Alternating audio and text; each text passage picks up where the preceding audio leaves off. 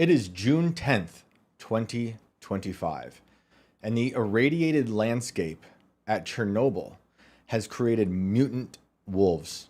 This is Inverted World Live.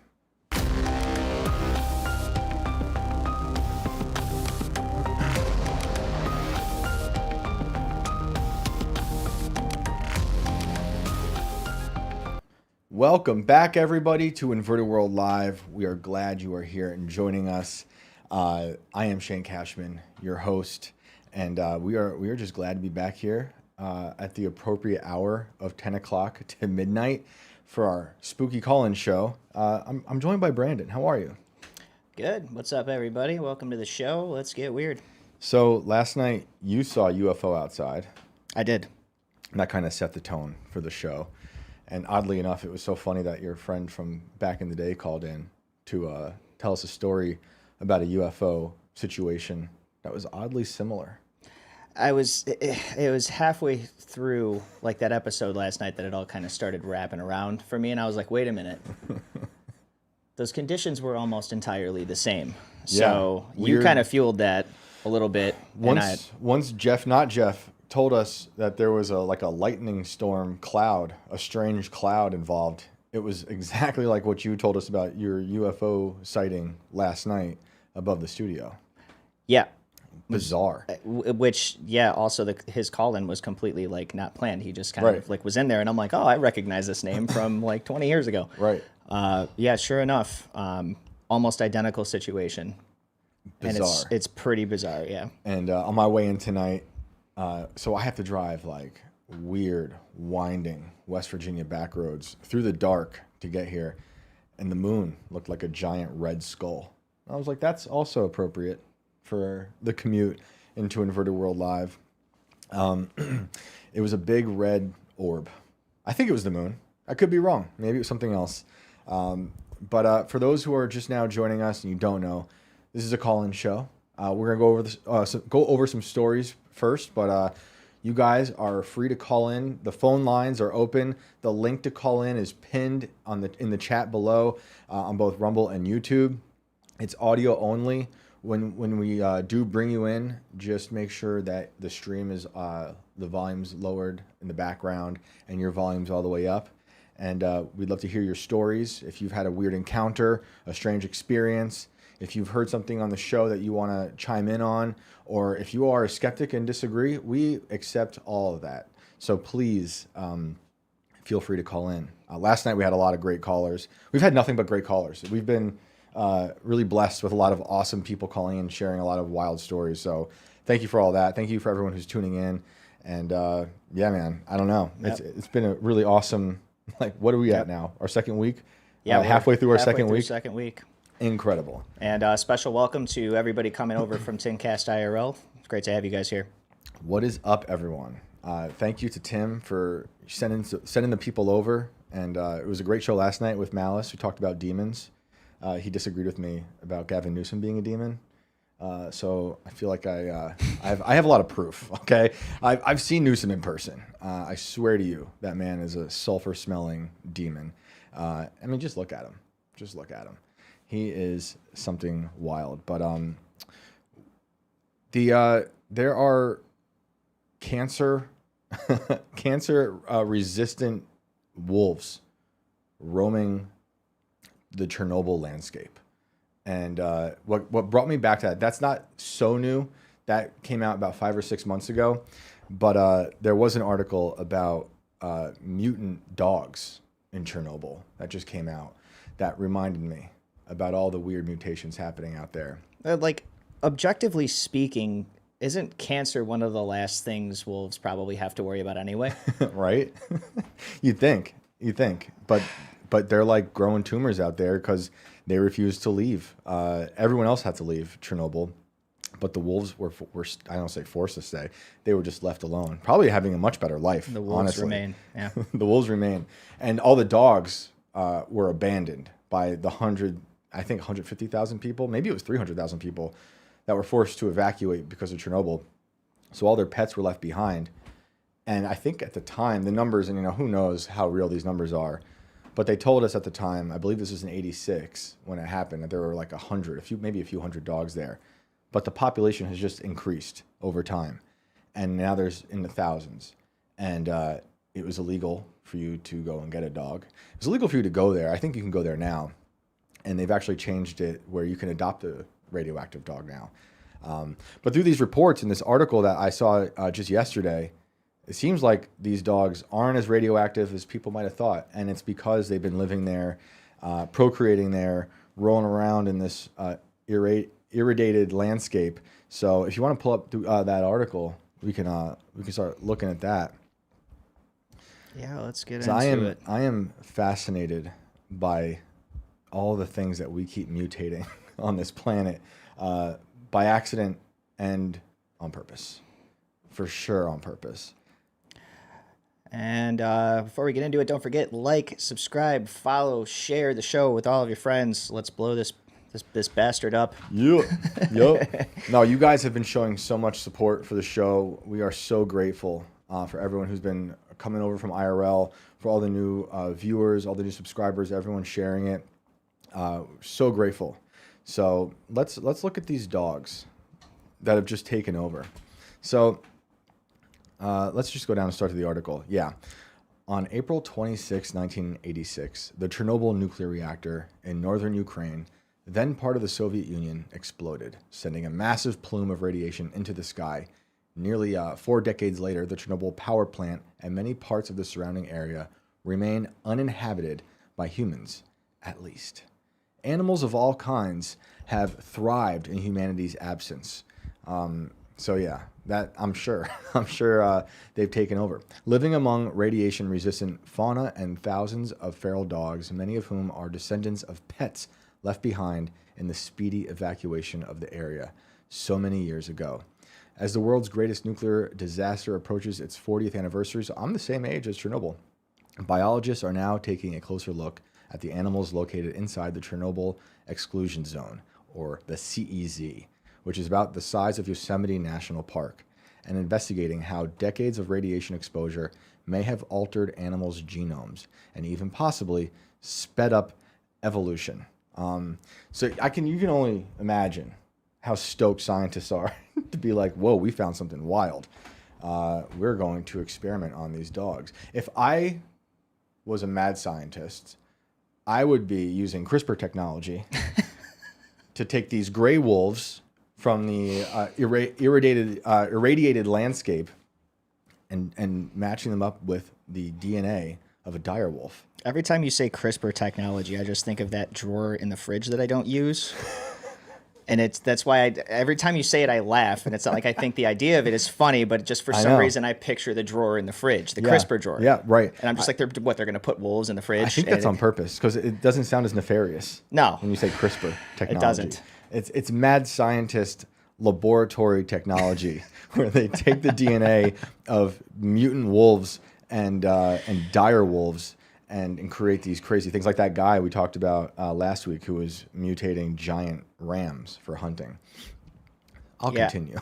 Scientists from the University of South Carolina and the National Human Genome Research Institute have begun examining the DNA of 302 feral dogs found in or around the CEZ to better understand how radiation may have altered their genomes. The results were published in the Journal of the Scientific Science Advances in 2023. So they've been working on this thing for a while. Like the dogs being mutating to some degree has been in the news for years. And it's like I said, it's been evolving. The story has been evolving because first of all, not allowed to go there. Second of all, you weren't allowed to get these dogs. You couldn't adopt a radiated dog. But now people are adopting them left and right, going to lovely homes. And they're probably going to study those homes too now to see what happens there. Do they have, the article goes on, do they have mutations that they've acquired that allow them to live and breed successfully in this region? Co-author Elaine Ostrander, is that her name? Ostrander, a dog genomics, am I saying that right? Genomics expert at the National Human Genome Research Institute told the New York Times, what challenges do they face and how have they coped genetically? I mean, I could think of a pretty big challenge. Our entire environment is covered in radiation. Yep. Everything has been destroyed. I mean, I can't imagine. And the other thing that, like, people forget is just how it just slowly started to coat Europe. Yeah. I think that's how they even found out about it, because they were keeping it hush hush. And like, wait, what is coming our way right now? This can't be good. But yeah, let's switch to the wolves, because this is the one from earlier. I think maybe towards the end of last year that really caught my attention, because I'm like, this is an issue. Yeah. Imagine these things. I mean, just don't try to give them cancer. I feel like them becoming cancer resistant is just going to make them stronger in other ways. I mean, and more dangerous. I'm not going to lie. I thought about this, and the first kind of characterization that came to my mind was Crypto, Superman's dog, crossed with Doomsday. Yes. And it's just this undefeatable radioactive dog. Yes. And Putin's out there just like, this is perfect. Oh, yeah. I need these. He's probably got some. He's probably adopted I wouldn't some. be surprised, yeah. That's why they couldn't adopt him in the first place. He's like, glowing I want them green all. eyes. They're just sitting in front of him, like his lap dogs, like Mr. Burns. The Simpsons predicts everything. Yeah, absolutely. So back in the CEZ, it has quickly become a 1,000 square mile science experiment as experts use the highly irradiated, I can't say that word tonight, irradiated zone as a chance to understand animal biology placed under those extreme conditions. Biologists from Princeton University studied wolves in the CEZ for a decade and found that they are thriving compared to neighboring wolf packs, likely due to reduced human contact and genetic mutations that protect against cancer. I guess they're missing a few letters. I mean, again, how many of these... I now want to know how many of these things are dying annually from cancer. Right.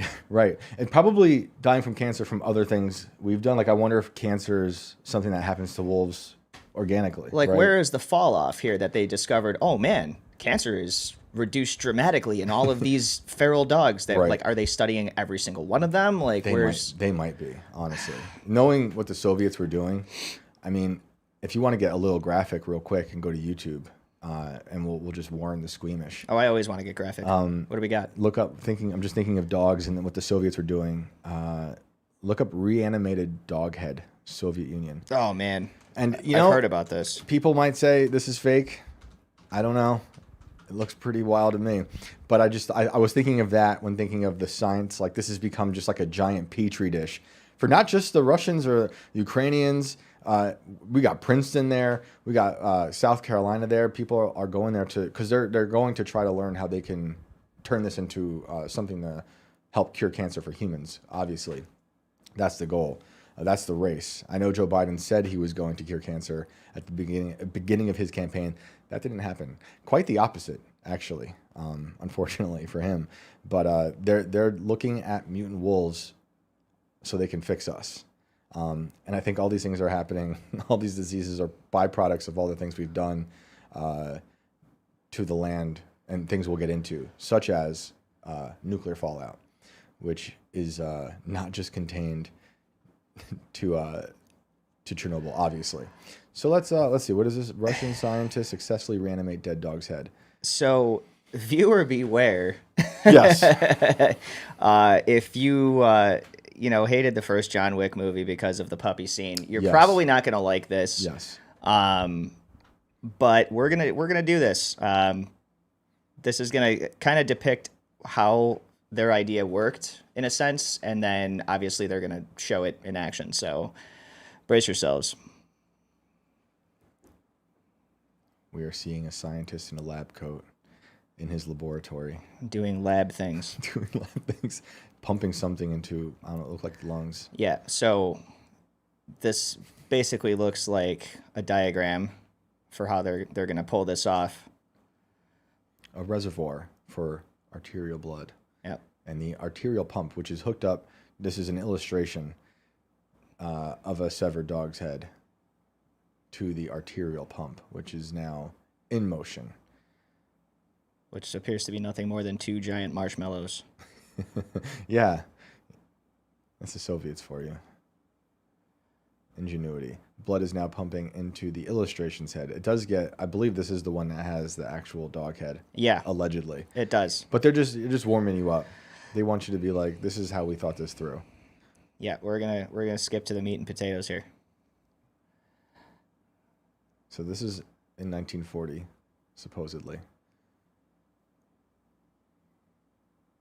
And we are now looking, for those listening, at the reanimated dog head. That doesn't look real. No, it's definitely not. That doesn't look real.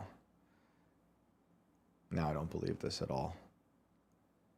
This is just their propaganda. This is like yesterday thinking about the Pentagon putting out fake UFO stories.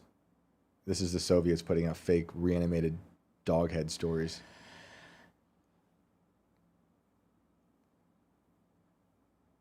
We need a better angle, for me to believe this.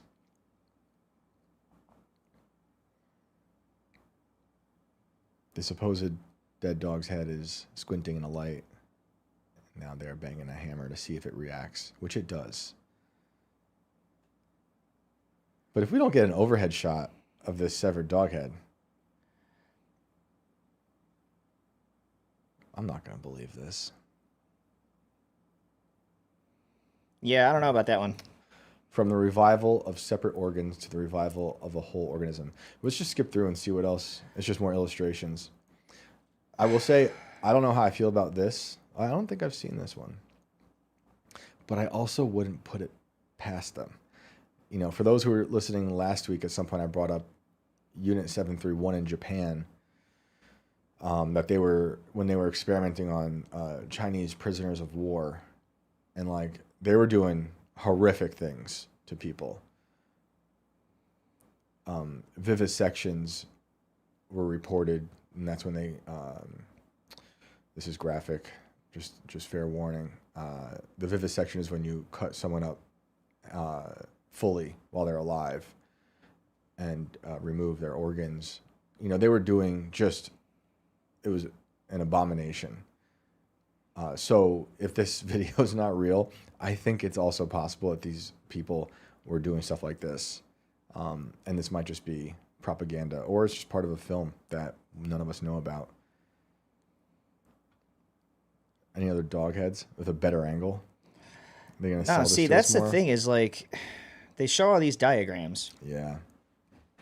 And they're animated, and you're like, okay, cool, I get that that's how that's working. But when we actually get to it, Are there any videos of the Mutant Wolves? they were claiming that this dog was dead when it was on the table, but Yeah. I saw its chest moving, so it was it was breathing. Yeah, I think they're trying to convince us that this is is this a reconnected head? No, this was supposed to be a full reanimation. So this was, according to them, this was a dog that was already deceased, that they managed to get up and walking around and returning to living function after a few days. Now, you can't really see it because of the shadow, but there is a dog there, apparently happy and glad to be brought back. And another thing to add is that I'm not buying this video. No, I'm calling BS on this one. But head transplant experimentation has been a thing for a long time. They have been trying to take heads off things and put them on other things. Wasn't somebody actually successful with that a couple of years ago? Was that a real thing? I don't think it went well. That was someone. I think it was actually in Russia. What could go wrong? I think it was in Russia. At least it was talked about. I don't know if that guy actually went through with it. But there was a viral video last year, actually, where it was a company talking about their plan of doing head removals and head transplants. And it was people, I think, really believed it. It looked good. It was a AI, video. But their plan, it seemed real. I don't think it was a real company, honestly. I think it was another hoax. But that said, again, just like that video we just watched, you can go look up, there's a whole history of head transplants. They want to do it, and it's part of a lot of what we were talking about last week in particular, the transhumanist stuff of trying to live forever, trying to find ways to upload your consciousness into a computer or give you a new body, maybe become a robot, who knows what. But the wolves, they're going to use them to cure cancer. I think that is the goal now, and maybe you can adopt them, Well, it's not. That's the other side of this, folks. Is it's not just wolves that we're seeing over there. There's other forms of wildlife there too, right? Not just feral dogs. So, I give you the bird. I love this one. I love that they're just we have the perfect experiment now for what radiation does to people, and taking advantage of it. So let's see this one. The meltdown of the nuclear power plant in Chernobyl, it's thought to have been the war. Okay, we know that. The area dubbed the Chernobyl exclusion zone is highly reactive today. However, in areas where there was less nuclear fallout. Okay, maybe just skip down. Let's get to these birds. Now, for the first time, scientists have explored the breeding behavior and early life of birds in this radiologically contaminated habitat. And the results were totally unexpected. The consequences of a I can't speak tonight.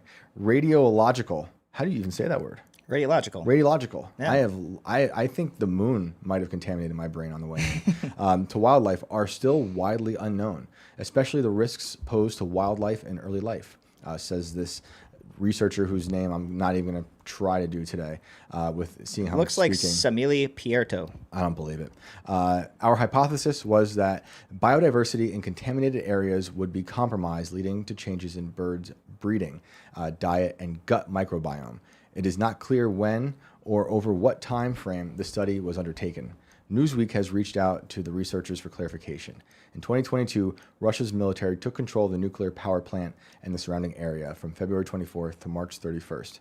And scientists have not yet been able to measure the long-term impact that military action has had on the ecosystems in the occupied areas. I'm sure they are testing on their soldiers out there, which we will transition to on our end over here, from the 50s. In the new study, Pierto and colleagues compared the breeding behaviors and physiologies of two common European songbirds, the great tit, there you go, and the pied flycatcher. Those are great. Nest boxes were placed throughout the exclusion zone in areas with both high and low radiological, I say it right, contamination, and their inhabitants were monitored. DNA from fecal samples were used to study the birds' diets and to characterize the microbial communities in their guts. And what happened? The team found that nest occupancy rates were actually slightly lower in contaminated areas. But other than that, there were no major differences in breeding ecology or nestling health between the high and low contamination areas. So, like, again, what we thought was this crazy area, and I think it is, these animals are kind of thriving. You can even pull up the frog. Is there a frog one I sent? If not, I remember it. The radiation did turn the frogs black. I did not have a frog one. Okay, here, maybe I didn't send that one, but I can find the it. atrazine in America turns the frogs gay. But the radiation in Chernobyl turns the frogs black. But I think they're doing fine. They just look a little different. But what's funny to me now is that Chernobyl's this wasteland. You're not allowed to go there. Well, some YouTubers are going there. But it's actually become a nature preserve. And these animals are thriving there. And there's elk there. So I really want to know about the studies on the elk mutants, the mutant elks. There we go. It's just these black frogs. Oh, what the hell is this in front of me here? Yeah, this is apparently one of them next to a regular frog. It's just straight up black frog. It's not often that you can watch evolution in action right in front of your eyes, but if you ever manage to visit the Chernobyl exclusion zone, which is a most unusual holiday plan, then you may notice its normally green frogs are now black as charcoal briquettes. What happened? Let's see. I mean, frogs and other reptiles are. A lot of them have these cloaking, camouflage kind of capabilities for their environment based off of their environment, all of that stuff, so that they can blend in and hide from predators easier. Yep. Well, if your environment is radiological or completely irradiated, you'd think that you're probably just going to turn some, like, crazy, dark, contaminated looking, like, creature color. You just turned dystopian. Yeah. Major dystopian. Well, thinking about all these animals and Chernobyl has just made me think about a lot of the stuff we've been discussing. Human experiments and secret military tech and stuff that I think is still going on. But there's a lot of stuff I wanted the excuse to talk about, a lot of the Cold War era, like atomic testing in this country and what we've done to people through that. When I moved to West Virginia, I met this guy whose father was one of the soldiers in Operation Dominic. And that's a lot of these nuclear tests that happened, where they wanted soldiers to watch the nuclear bombs explode and just see, what would happen. I think we have some footage of some of that we can pull up. Yeah. The Dominic one is interesting. The Operation Fishbowl was also a part of that, where they were just bombing the atmosphere. And some people will say, hey, maybe they're trying to shatter the firmament. I might be one of those people. But whatever they were doing, they did it a lot, as was the Soviets were as well at the same time. So if you're cool with it here, I want to lead with what today has been my favorite video that Shane has ever sent me. I am going to give you guys a cow caught in what is a supposed underground nuclear test. Let's watch.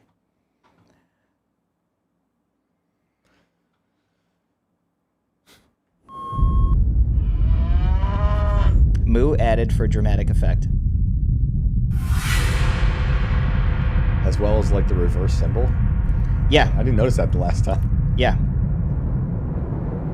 So for those just listening, we were looking at a field. We should watch it again. I want to watch it again. I want to watch it for the rest of the night. Let's just do this. No callers tonight. Sorry, we're just going to play a nuclear cow all night. Germans have figured out a way to increase... They got me. The Germans have figured out a way to bomb your cows.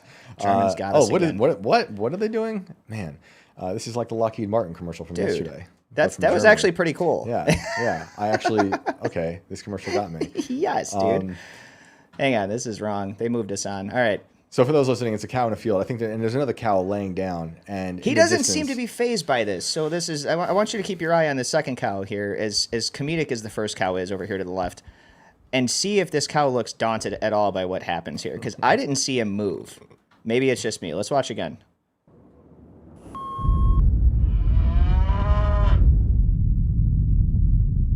Okay, he looks like he's getting up.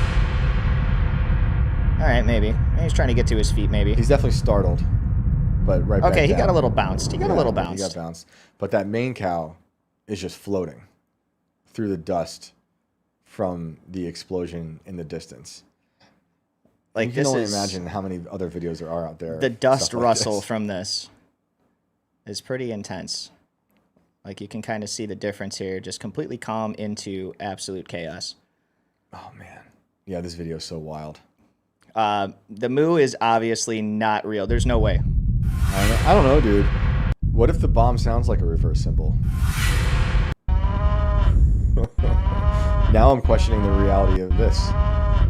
Is this just our propaganda, our bomb propaganda to scare the Soviets?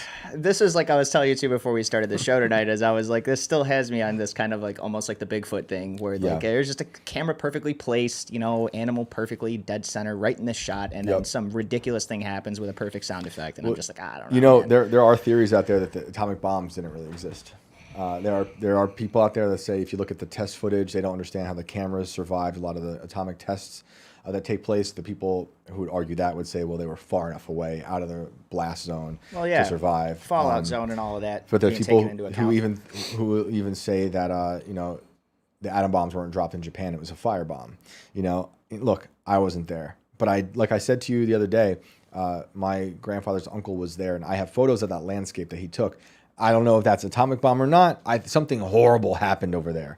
But just thinking about that dog head video, plus all the experiments they're doing on the Chernobyl animals, what may or may not be true, and the stuff we're going to get into with the atomic bomb tests, I do feel like, and connecting it to yesterday's thing with the Pentagon and like the disinformation campaign, they're obviously testing and doing a lot of weird experiments, but they also flood the zone with disinformation to scare the enemy and us as well. I can see that, yeah. Like any of this stuff could be faked. And I think they've had a lot of AI stuff way before we've been able to have it.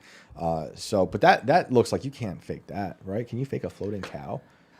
Can Twister did it. Do that? Twister did it like 3 times. Yeah, that's true. That's early Twister. This is OG Twister. Yeah, maybe that's where they got the idea from. Inspiration right there. And we also did talk about, the CIA working with magicians to create illusions. So I always want to keep that in mind when I go through the stuff like this. But they were, in my opinion, definitely blowing up a lot of stuff in the 50s, especially, to test on what happens to people when you blow things up really close to them. So let's pull up that video from Operation Dominic. What is it, 1959, I want to say? Because at that time, we're getting word that the Soviets are blowing up stuff. So we're like, let's just blow up everything. And Dominic was a whole bunch of nuclear explosions, and Operation Fishbowl was a part of that, where they were blowing up these bombs in the sky. And oddly enough, for those who were here yesterday, a lot of this stuff was happening in Nevada, where Area 51 also is, where Lockheed Martin was building all of their weird secret tech. Now, I will say Boeing was delivering a lot of these bombs. I think it was their B-52 bomber doing it back then. Back when Boeing used to build things that didn't fall apart in the air. You know what I mean? You know what I mean? I'm sorry, Boeing. It's right below the belt right there. Hey man, the footage of the planes falling out of the sky is ridiculous. I mean, the doors falling off the planes out of the sky is ridiculous. But yeah, I love this footage. Is this the one? Is this the 1959 explosion test footage? Yeah. Okay. Yeah. All right. If you guys are just joining us, we are talking everything nuclear right now. Nuclear. Sorry, I hate that word. Big welcome to everybody that came over from IRL. Thanks for checking it out. Like, subscribe, follow, share with all your friends. We're going to be here hanging out with you till the wee hours of the morning here on the East Coast. So let's get into this video entitled U.S. Army Atomic Bomb Blast Effects 1959 Atomic Bomb Explosion Test Footage. Here we go. So it's silent. So for like the first minute and a half, we're seeing soldiers jumping in the foxholes. I believe this is in Nevada, and they're just waiting. I was told by the man I met whose father was a part of Operation Dominic, as one of these soldiers, that they were not allowed to talk about this with their families. Yeah? Eventually they did, but it became a problem with the VA because a lot of these people got sick. A lot of these people got really sick, if you can imagine that, having been so close to the blast. Yeah, I was going to say, how far? Do we have any idea how far out these guys are from that test zone? There are, you can look up, they're like hidden in declassified documents. There are, they say they're far enough away where it's did they safe. drop it from a plane? Yes. Yes. I believe a Boeing. So the VA has reports on this too. Like there was an increase in leukemia in a lot of the soldiers who participated in these studies, which then might make you think of things like, we're talking about human experimentations. It might make you think of the Tuskegee experiments, stuff like that. Yeah. I was like, did they actually physically kill a guy and put him out there? Like, come on, man. Nothing's above them. So it just exploded in the distance. And they were told to get up and look at it. You're not supposed to do that without, a welder's glass back then, but okay. That's fair enough. They were also told that their helmets were enough. But look at that thing.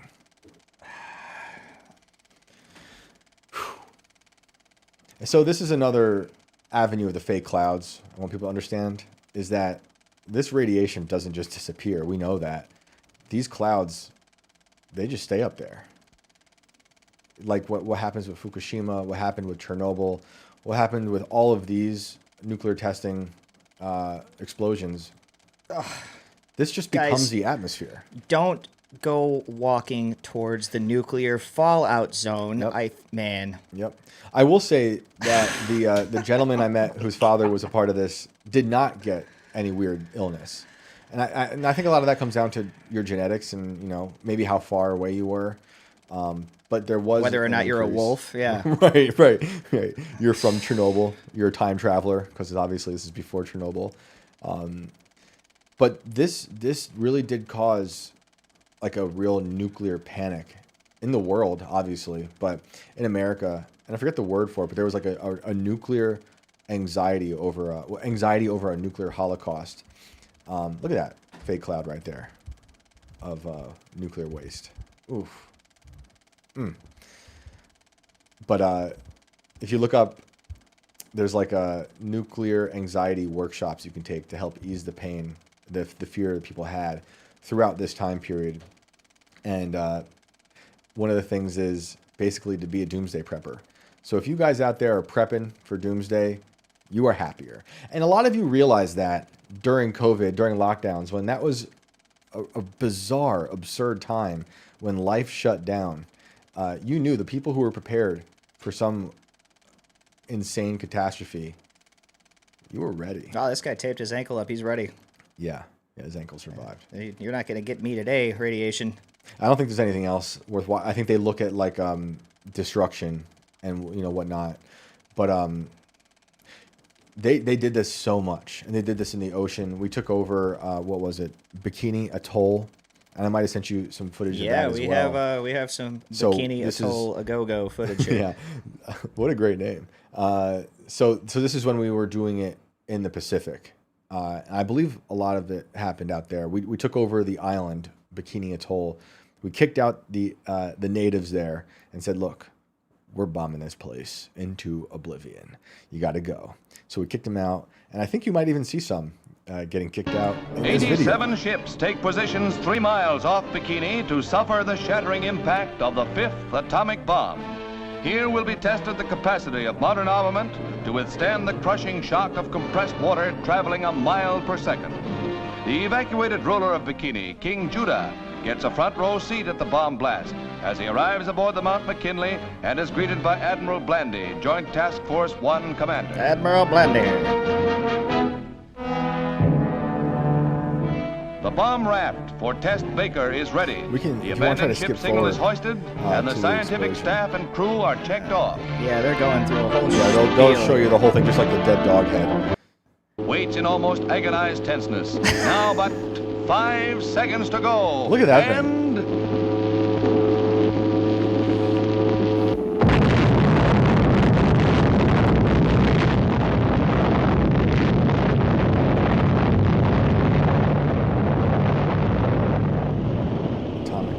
this was detonated awful in the water. Yeah. Yep. So we're looking at a half water, half smoke mushroom cloud. Yep. Yeah. And they threw out into the ocean our own like decommissioned battleships, but also what I think are Japanese warships that we took in the war to see how they survived. But look at the perimeter right there. That's some of those are our ships with guys on them. Are they not? Those might be the ones that they put out there to be tested. Yeah. I think they're empty because I think later in the video you see them board those ships to see how much radiation there is. But still, during this time, this is in other ones, people were lining up to watch them blow it up in the sky in the exo atmosphere. And so for those who are just joining us, we are going through some atomic footage from the 50s during the Cold War, brought to you here now because we were talking about the Chernobyl incident and the fallout and how it affected animals there. And I was just thinking about how all this affected the people, the soldiers who were forced to watch it up close and personal. But I also want to say, this is a call-in show, and we are going to get to callers soon. I know yesterday I was like, we're going to do it right away, but we wanted to give people time to get here to finish up IRL. And but we're going to take calls really soon. I have a few other things I just want to walk through. But please give us a call. We want to hear your stories about anything strange. If you've got a thought about this stuff we're talking about, or you related to someone who's been a part of this, I love those stories because there's a lot. And unfortunately, well, there were a lot. Unfortunately, a lot of these guys aren't around anymore. But I hope that the stories are passed down. But just thinking more recently, there's been a ton of stuff, obviously. Like we can talk about 3 Mile Island, which actually happened before Chernobyl in Pennsylvania. That was a huge panic, and people had to evacuate. But more recently, not so much nuclear fallout. Watching this stuff earlier today was reminding me about my time in East Palestine after the freight train derailed, and they exploded these toxic chemicals. And they literally, I'm not just saying this because the name of the show is Inverted World Live, they actually inverted the atmosphere. That's what the scientists said. When they put plastics on the train cars that had toxic chemicals inside of them, and they were afraid that they were going to explode in an uncontrolled fashion, they said, we're going to do it in a controlled fashion. So they put plastics on the things and blew them up. And you might remember that mushroom cloud. It was insane over Ohio, what they did. And it literally caused a dome, basically, above that town. And far, a wide radius. And there were so many reports of entire apiaries losing all their bees. People were told they couldn't, they were evacuated for the explosion because it was controlled.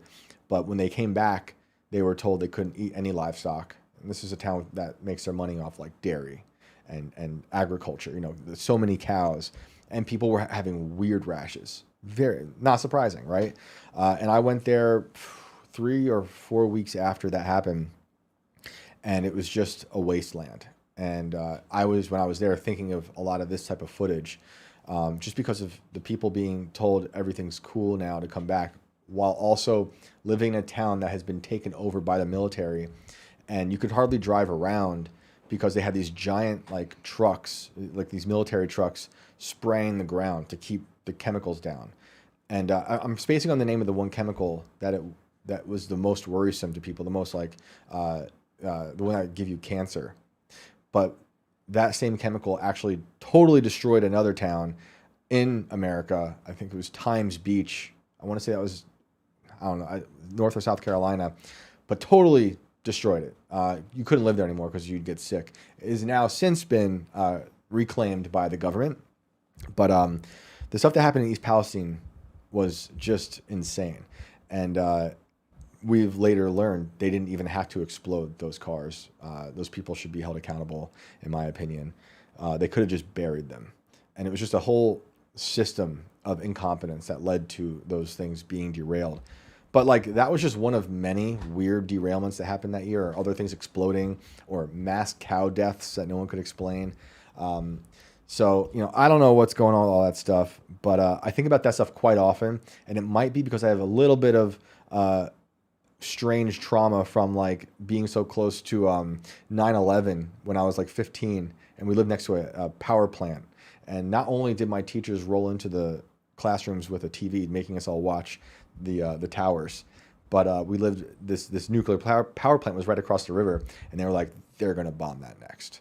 So we're done. We're cooked. So like in a week, we all had iodide pills in the principal's office waiting for us, just in case, So this is why I think about this stuff quite a bit.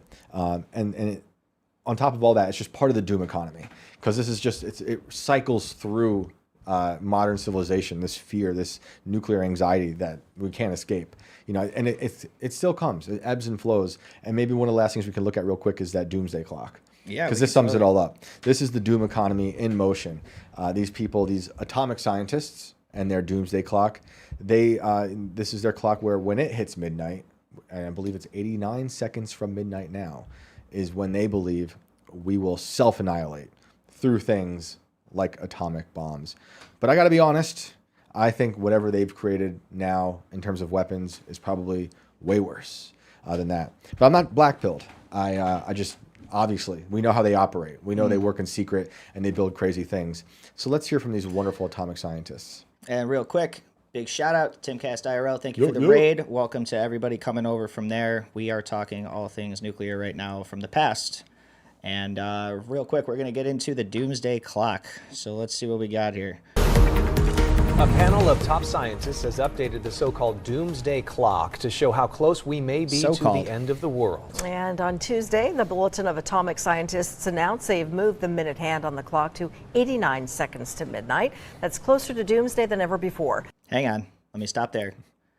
Every time we've ever updated the Doomsday Clock, has it not moved closer than it ever has before? We haven't actually gone back on this clock ever historically, have we? I don't think so. These people fetishize doom. So this is likely a copycat report of the same thing, only the timestamp has changed. So keep that in mind. Right.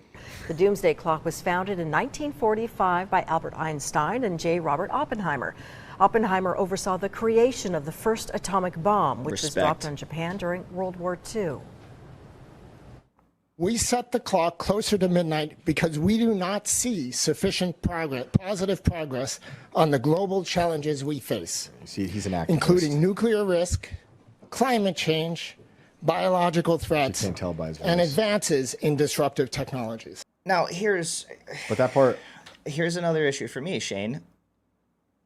Do they really feel like we have moved closer to this point of doomsday, or are they doing this as a ruse to try to increase fear that we have moved to this point on the clock? Exactly. Is this a way of like, hey, we're not seeing the progress we want to see? Yep. That's what they want.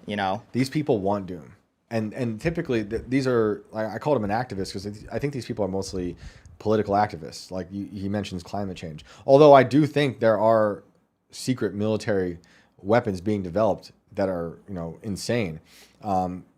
It seems like whenever Trump's in office, the Doomsday Clock gets a little closer. So you can tell, I think there's ideology behind it. But I think they're just selling fear. This is part of the doom economy. There's no way. It's just symbolic BS, in my opinion. I just find the whole thing kind of hilarious, especially down to the news report, the way they report on it. Like, it's just so nonchalant. Yeah. We're going to turn to the Doomsday Clock now. No, the so-called Doomsday Clock. I mean, we've heard about this thing. We don't know if it's actually real, but, we'll give the scientists, 30 seconds in the B block about it, It does look cool. They've redesigned it a few times, I believe, over the years. And it's a sweet little thing. Also, this guy's hair. Yes. Real or imagined? I think it's as real as a severed dog head video we looked at. The clock had been set at 90 seconds to midnight for the past 2 years. All right. And that is your update on the doom economy, the nuclear waste, fallout in the world. And, one good piece of news I think we could take away from all this is that if you do survive the blast, and you're likely to become cancer resistant like the wolves, you should be okay. Just long enough. If the wolves can do it, we can do it. I mean, I'm down for that, but it's like, if you have to take the risk of getting cancer in order to achieve not being able to get cancer. Yeah, right. No, it's all just to scare you. It's like, oh, look, the wolves will make it, but you don't, and like, I don't want to we don't have to go to it, but that video of the New York City ad where they're basically saying, like, this is how you survive a nuclear bomb, It's like, why are you doing that? Why? Because obviously that was, I think, politically activated as well. It's just all part of the fear economy to get you to freak out and buy stuff from them, and also just probably not live in the world. So on that note, we'd love to go to callers. Yes, we would. And we have TJP here. He's been hanging out since the beginning of the show, so I would love to bring this person in here for their patience. Let's see. He's got a mic. Hello. Super lag. TJP, you are on Inverted World Live. Can you hear us? Indeed. How you doing, man? What's up? I'm good. Give me 1 second. Sure. Yes, sir. I'm just thinking about the cow. Floating. Alex is watching also real quick. Alex. And she said, what I saw was the strawberry moon. That's not as nefarious as I thought, but that is a thing. Look at that. June's strawberry moon rises tonight. Here's what Sorry, to expect. boys. I was trying to get my microphone already, but it's not working. So I'll just put you all on speaker. Hopefully that's fine. Awesome. Yeah, we can hear you, man. What's going on?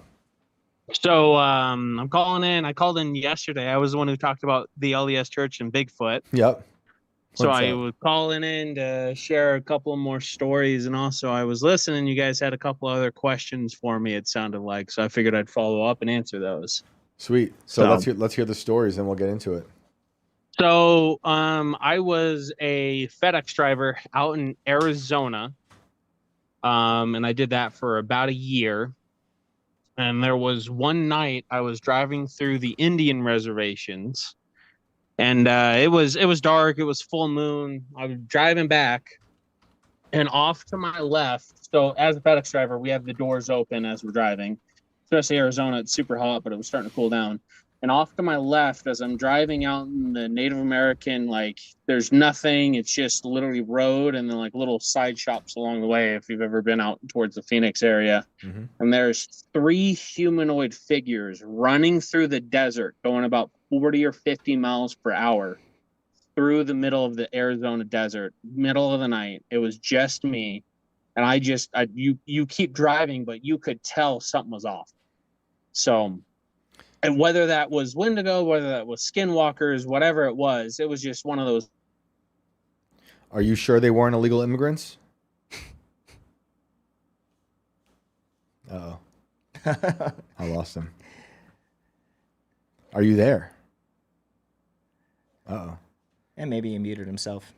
You might have muted yourself, sir. That's a full-on drop. Oh, geez. we have our first drop. Hang on, I think he's back. Yeah, sorry about that. I was like, oh, he didn't like the illegal immigrants comment. What do they look like? So they looked almost human, but you could tell they weren't. So it's kind of what is that phenomenon where they look almost human, but because they aren't quite right, it freaks you out. I can't remember what it's called. Like the Uncanny Valley. Is that what that is? Yeah, Uncanny Valley. So yeah. I got the heebie-jeebies. Like these guys were like running. Like two of them were running. The other one was like running on all fours, just out in the middle of Arizona desert. And they looked like humans, but not quite right.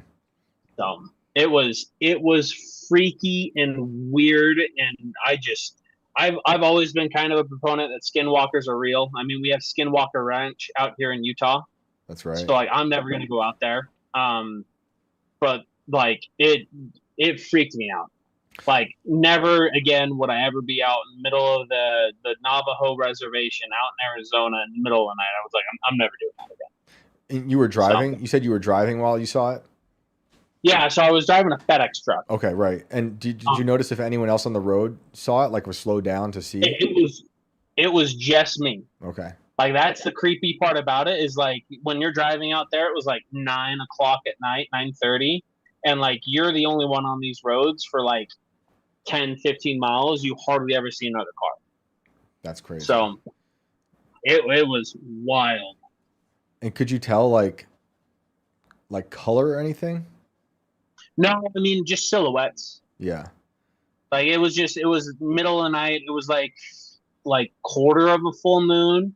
But like you're out in the middle of the desert, you have no light pollution, so you can make out kind of figures out in the distance.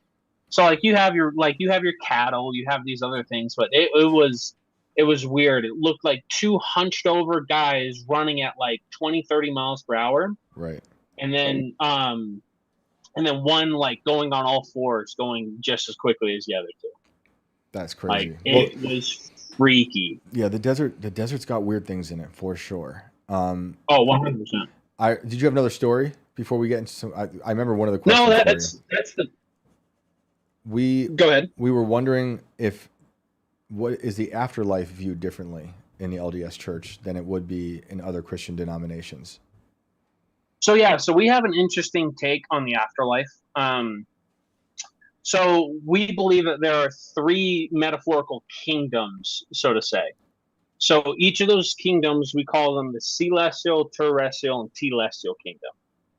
So so you have the telestial kingdom, which is the lowest one, and we believe everyone goes there unless you are really bad.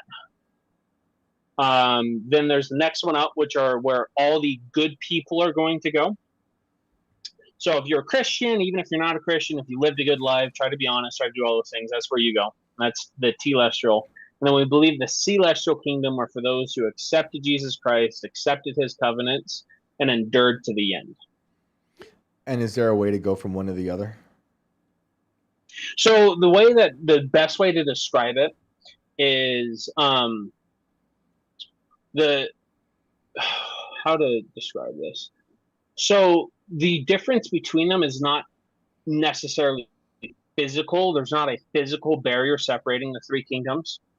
What the separation is how quickly you learn and continue to progress and grow after this life.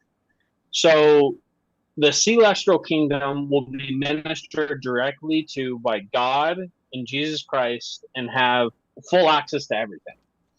The next one down will be ministered to by the people who are from the levels above, the celestial kingdom. So the telestial kingdom will be ministered to by the celestial kingdom. And the terrestrial is ministered to by the celestial, and the telestial is ministered to by the terrestrial.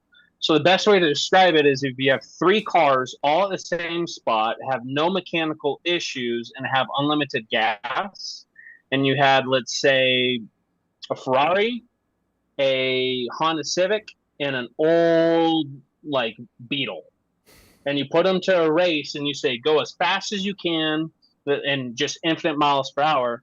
You're going to have different progressions throughout that race. Like the Ferrari is going to beat everything by a long shot. The other car is going to be faster than the Beetle, and that's kind of the difference between the kingdoms. It's not necessarily there's a physical barrier, but the progression you will never be able to catch up, if that makes sense. Yeah, and is there no hell? So that is what we call outer darkness. Outer darkness are for anyone that saw Jesus Christ and then decided to deny him. So it would be almost impossible for the average person to get there. And then me personally, I would also put in anyone who mass atrocities, like you got Ted Bundy, you got Hitler, like those kind of guys. I also don't believe they have the light of Christ. I don't think they fall under Christ's salvation, a lot of those guys. But then again, yeah, because like Heavenly Father and Jesus Christ are the perfect. Right, because like some of those people, Bundy, they I think they were baptized in the end, right? Or at least accepted Christ. Bundy was a part of our church. It was wild. Really? Like it's crazy. Yeah, Bundy was a member of the LDS Church. He was out here in Utah and like he attended regularly. Like the bishop said, he seemed like he was a good guy. Everything else, like Ted Bundy had everybody fooled, man. Yeah, he tricked a lot of people for sure. Are there any stories of like near-death experiences within the church where people talk about these different places, these different levels? So that happens after the resurrection of Christ and after the 1,000 years of peace. So kind of what I was talking about last time when I was on is we believe that after you die, your spirit stays on this earth. It just doesn't have a body. So that's one of the things that we do is we do what we call baptism for the dead. So basically what we do is we stand in for proxy for those who have been on this earth who didn't have a chance to be baptized. And we do their work, we get their names, their death location, their birth location, and a couple other things. And then we stand in for proxy for those people so that they can receive those covenants so that they can also receive what they need to get to the highest degree. Now, whether or not those people decide to accept it, that's up to them at the end of the day. And like I was saying, we also believe that as we're going out, we're preaching the word of God, that we're not just talking to the people who are currently sitting in front of us. Right. We believe that all the spirits that are around us can also hear, and some of them can interact, some of them can't. Some of the missionaries can see them, some of them can't. But every time that we preach the gospel, even if the people who are sitting in front of us aren't paying that much attention, there's always that aspect of the people on the other side are paying attention. They receive those words. And when they decide to accept the covenants or not, that's up to them. That's what happens. So we don't necessarily believe that there's that judgment has happened yet, but that will happen after the resurrection, after those 1,000 years. Okay. And then the other thing I remember is with the LDS Church being the largest landowner in the country, and you're expecting this, is it Revelation and that apocalypse that you're expecting? And the desolation of abomination is what we often call it, or the great apocalypse, where the world shall be baptized again by fire instead of water. And then so by having all this land and the stuff like we talked about yesterday with the granite, like I was calling the Doomsday Bunker, that's so you can then inherit the next phase of Earth after that. So what we believe that will happen is that our prophet will come forward and say it is time to gather to Zion. So we believe that the new Zion is Jackson County, Missouri. We were kicked out of there, and there's a whole long story behind it. And after that call goes out, all the saints will gather to Jackson County, Missouri. So like I was saying yesterday, when you see all of the members of the church basically get up and peace out, that's one of those things where it's like, okay, something's going down. Has there ever been a false alarm? What's up? Has there ever been a false alarm where they're like, we got to go? No. When that happens, so the one thing is the church is slowly but surely buying land in Jackson County, Missouri. So like we're slowly like getting land and everything else, and that hasn't happened yet. I still believe that we have probably close to 15 to 20 years before that call really goes out. And that there's some scriptural doctrine believe that leads us to that frame, but that's kind of going too far into the weeds. Right. But yeah. So we believe that when the call to go out to Jackson County is given, the saints will be gathered there. And my personal belief is just as how Noah's people were led out of Egypt by pillar of clouds by day and a pillar of fire by night. that is how the Saints will be protected when everything goes down. That literally Jackson County, Missouri will be surrounded by a pillar of clouds by day and a pillar of fire by night. That's wild. Well, did you have anything else to add? Brady? No, I mean, I'm interested in knowing how the citizens of Jackson County feel about this. If let me ask you this, brother, if we ever came to an ELE or extinction level event, like with the way that they're tracking asteroids and meteors and stuff like that, say, we found out, oh, hey, this thing is going to be here in 2 weeks. You think that's something that they'll put the call out for, and Jackson County can just expect people to start showing up in their town? So possibly. That's kind of what I was saying. Like, the church is slowly buying land in Jackson County. Like, if you can look over the last 15, 20 years, you can look at I think there's a YouTube video where it kind of does a time lapse of it, and it kind of sections off the LDS Church has bought this parcel of land, this parcel of land, and as you watch it, the church is slowly but surely buying most of Jackson County, Missouri. So it's the LDS Church versus BlackRock right now. I mean, in Jackson County, Missouri, sure, you could say that. So do they have plans of a full monopoly then over time, if possible, for all of Jackson County? The idea would just be to own it, and then it's a lot easier to go home, and in case of the rapture. Eventually, there's also a bunch of saints who also have a bunch of land out there that when it happens, it's kind of that thing where the plan is that the church will buy some, the saints will buy some, and when that call goes out, that's where we will get. So earlier we were talking about doomsday preppers. We were talking about the nuclear anxiety stuff and what it's like to be doomsday prepping, what that means. And having this in your religion, are you just ready? Did you have a bug out bag? I know you said 15, 20 years, but what if they say it's tomorrow? For me, I just personally always have had a bug out bag. I have one with a terabyte hard drive for pictures, documents, family albums, all that kind of stuff, personal contact info. I have my 9mm I carry in that bug out bag. I have 2 days worth of food in the bug out bag. I have a couple of water bottles. I have a bag where if everything, if somebody's breaking into our house and I need to get out, or if there's a fire in the house, that bag is what I'm grabbing. I'm grabbing my wife, I'm grabbing my kid, and I'm grabbing that bag, and we are running out of the house. Amazing. So for me personally, that's what it is. And there's actually a huge culture of preparedness in the LDS Church as well, kind of for this reason, but also just because that's kind of what we've been taught. Mm-hmm. Like we were talking about, where you have to have six months of food and water prepared, because you never know. I mean, COVID happened, and a bunch of people thought that was the end time. So it wasn't. There's always that scare and everything else. Yeah. But it is better to be prepared than wish you were prepared. So. Yep. Great advice. Well, appreciate you calling in again. Yeah, no worries. I have all sorts of stories too, so I'll probably call in every once in a while to share a couple of stories. Awesome. I'm always willing to talk about the LDS Church too. So cool, man. Awesome. We'll be here. Thanks, love man. it. Yeah, thanks, guys. Have a good night. Everyone should have a bug out bag. Great advice. Yeah, no matter what you are, bug out bags are good. We had them in Chicago. We called them shit bags. Yeah, exactly. Yep. Go bags, whatever. Yep. Just any kind of bag, just in case. You got to get the hell out of there. And for those who've just joined us, we are taking calls. The link to call in is pinned in the chat below. It's audio only. If you got a story you want to tell us, something you've seen, something you can't explain, something that's happened to a family member, something that happened to a friend, call in. Or if you've heard something today that you want to talk about, call in, let us know. We'll be here till midnight. And thanks to everybody for hanging out with us until then.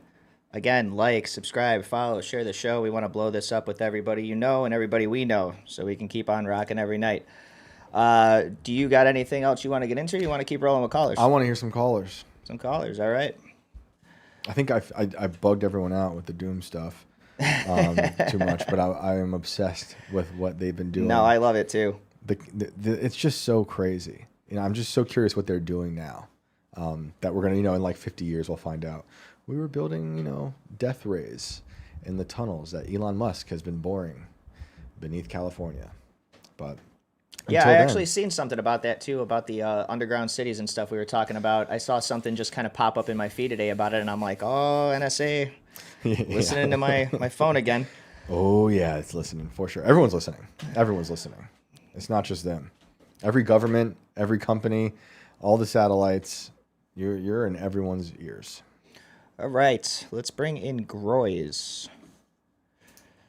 Hello, hello. Oh yeah, it's listening for sure. Everyone's listening. Everyone's listening. Oh, we're all listening. Welcome to the show. Every company, all the What's up? If you could turn down the show in the background. Oh, I got it. There we go. Can you hear me? Yeah, man. Yeah, what's it's a lot up? better. What's up? Hey, what's going on? Fan of the show. Thanks, man. Thanks for calling in. What, you got a story for us? I do. Sick. It's a very true story. Okay. Kind of made me the man I am today. Awesome. Christian I am too. Okay, let's hear it. So, all right. It all started pretty much. So, very big ghost story here. All right. So, you guys know Ghost Adventures? Yeah. Yeah. So, when I was a teenager, loved it a lot. But my brother was like, it's all for entertainment. Why are you getting scared? Dumb. Ghosts are dumb. And I was like, part of me was like, yeah. But the other part of me was like, it's got to be some. I believe some of it. So there was only one way, pretty much, to put it all to rest. I got myself an SB7 spirit box.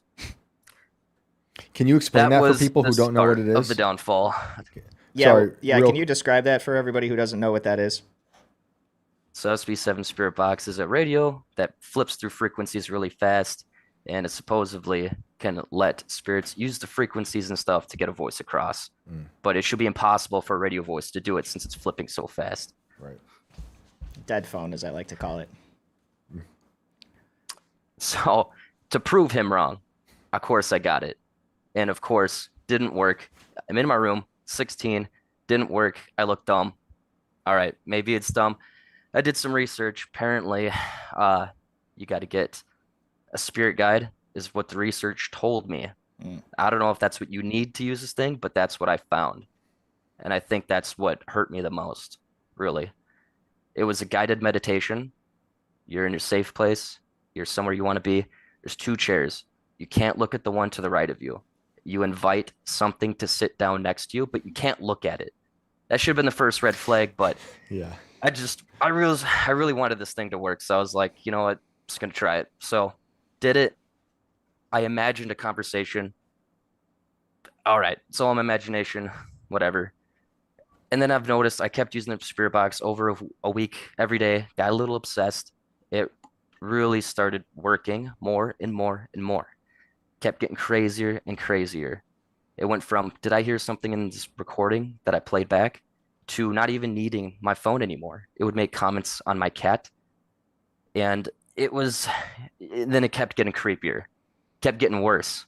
It didn't stop. So I would play Xbox, take my headphones off to take a break, room silent. I hear my full name being whispered in my ears and orbs flying across my face. I thought I was in control because I was like, I did this to myself. And, but it kept getting worse. I was watching Grown Ups 2. Something funny happened. I heard a little girl laugh in the corner of my room. I still was like, what was that? But I still felt I was in control. But then things started actually getting really bad. So I turn off all the lights. My room's in the basement. I go upstairs. I heard a scream coming from the basement. Ran up there, acted like nothing happened. That started freaking me out. And then I'm sorry for talking really fast, but That's all good. so it keeps getting even weirder. So my mom and dad were divorced. I'm 27 now. This is when I was 16. So I went over to her house. She said she was having nightmares of a demon sitting on her back. I was like, I got the spirit box working. I got all the activity. I'm in control. Let's see what's up. So I tried it for like half an hour. Didn't get anything. My final question, how many is here? How many of you are here? And I got one monotone, nonchalant voice that says, just one. So I was like, kind of weird. All right. But when I was laying in bed that night, heard something walking towards me, ran upstairs with everyone else, acted like nothing happened. Then I went to sleep. Then I got a nightmare. It was a really bad nightmare. And I think it had something to do with that. And things keep getting up and more climactic. Back to my dad's house. I have the spirit box going. I try to be like, if anyone knows Steve Huff from Huff Paranormal, he tries to just conversate with spirits and say, go to the light and stuff. I was doing that. And now that I'm realizing now, looking back, I think I was getting mocked because the spirit box, I would say like, do you see the light? Is there anything here? I was 16, by the way. That sounds kind of dumb now, but then I would get responses saying, the lights up above. And I was like, okay. But then in the recording, I heard a gnarly voice right before the lights up above. I hear a really low, you fucker. I'm sorry, you effer. I'm sorry. No, it's all good.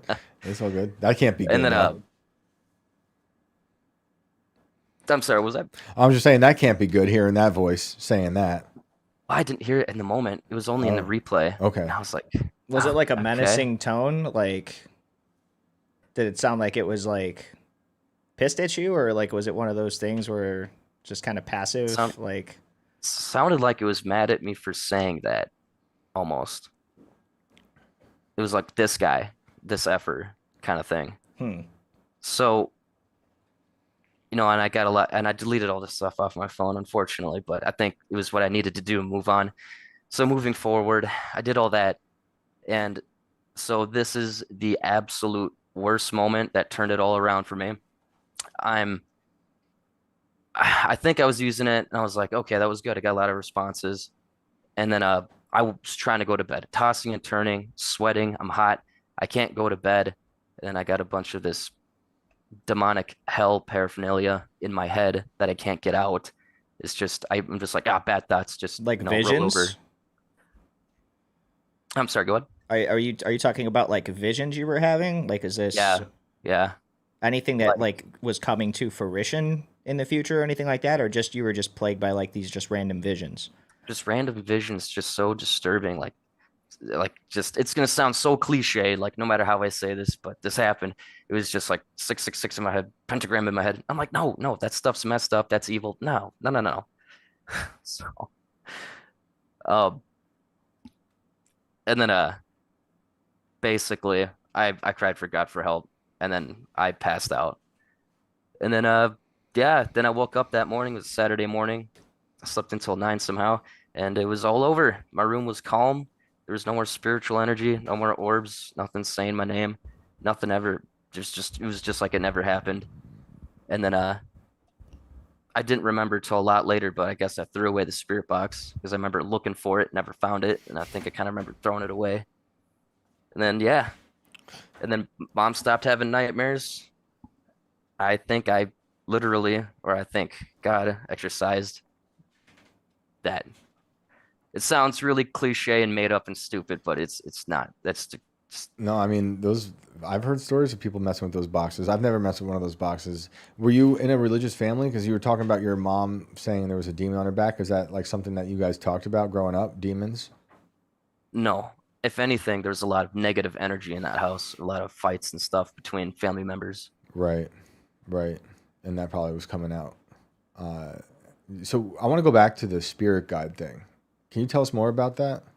Yeah. Oh, yeah. So I did leave out a part where I eventually did look over there, and since she's left me alone, but she keeps trying to get to me in my half awake, half asleep dreams that, anyway, so this thing is, you imagine you're in a place that's calm. It's like your safe place.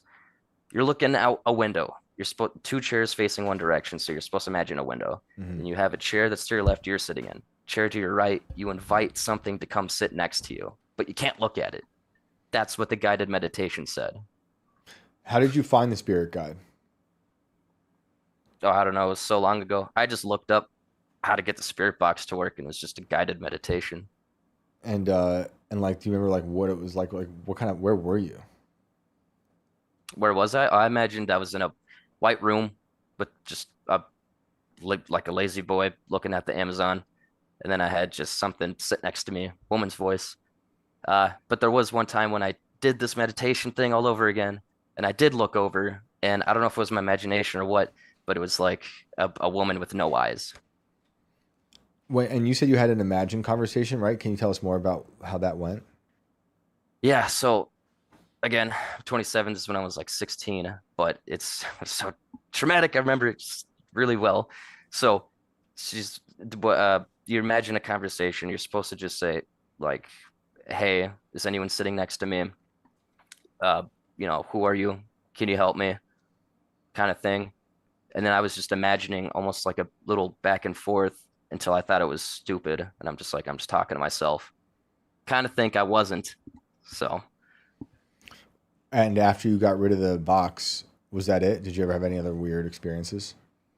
Oh, yeah. Okay, so I'm a truck driver. I deliver to hospitals, so I work at night. So I drive the 53 foot. I'll go way out, middle nowhere, Minnesota. For some reason, for 3 weeks, it was like, every Wednesday, I think, I would take my lunch break at 3 in the morning, take a little nap.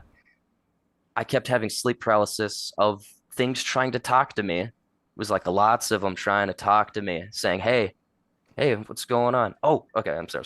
Let me do this one. This one's really good. So for 3 times in a row on the Wednesdays, it would be, there was a young boy who was green who said, hey, mister, why are you asleep?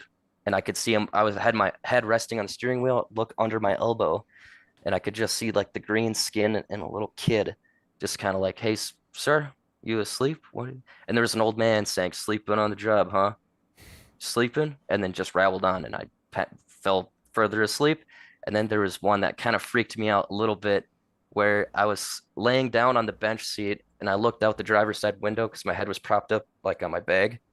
And it was a big, tall figure. Like, a tractor is fairly tall. Got to climb into it.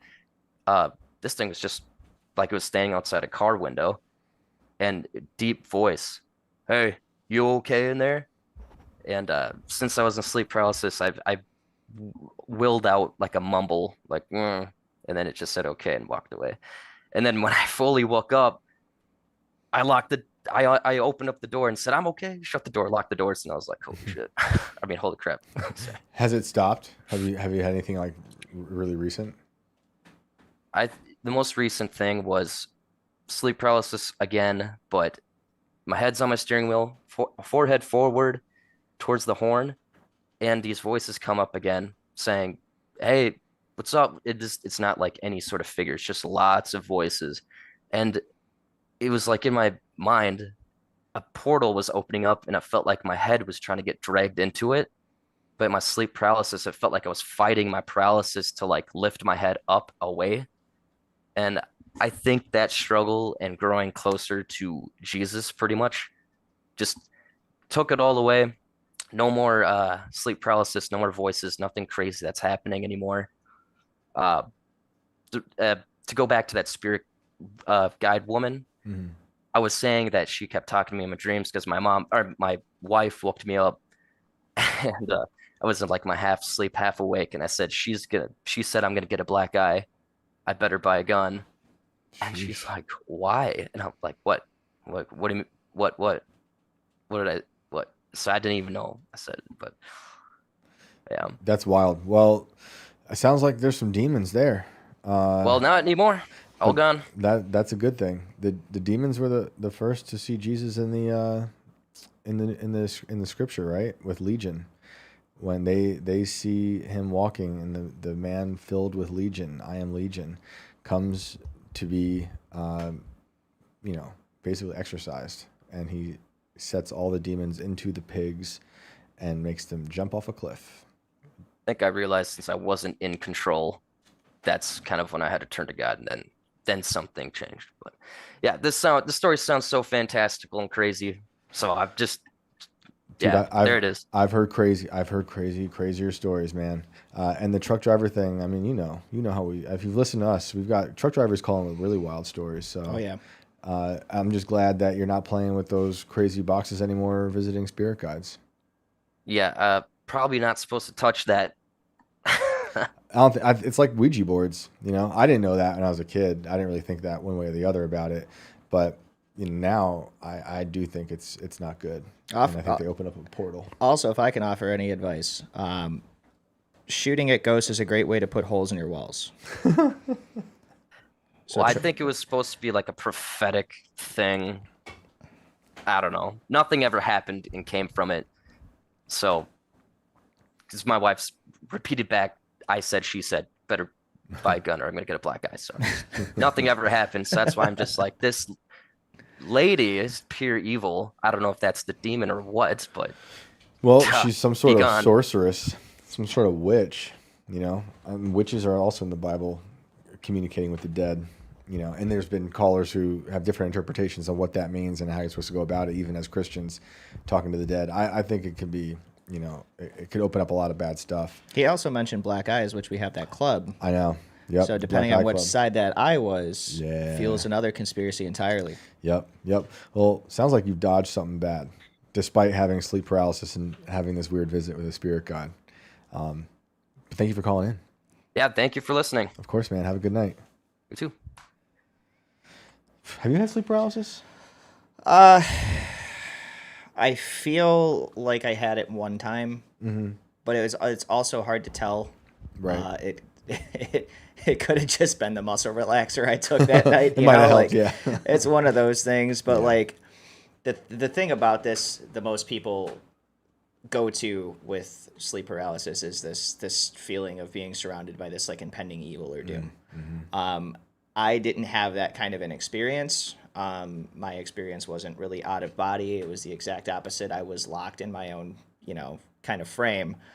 But because of just the state that you're in between sleep and, you know, being awake, it's hard to know whether or not you were dreaming the scenario or if you woke up in it or if you're actually living it. So for me, I just ruled it as, yeah, I must have just been really out of it, you know? Right. I didn't wake up terrified or anything like that. I wasn't scared for my own safety. It was really just a matter, you know, if you ever have that dream where you're standing off with an assailant and you try to punch him, but your arm is so heavy, you just end up kind of just pushing him in the cheek. You know, it's one of those things where like my brain was fighting to try to move and I knew that that's what I was doing, but I couldn't, which tells me that I was probably locked in a dream. So yeah. I don't think it was the same as what everybody else has had. That's another thing I think about a lot is like how many of these experiences are people having a hard time distinguishing a dream from the reality. And some people just know, you know, but I've certainly had dreams that felt very, very real. And I wake up, I'm like, wow, what the heck was that?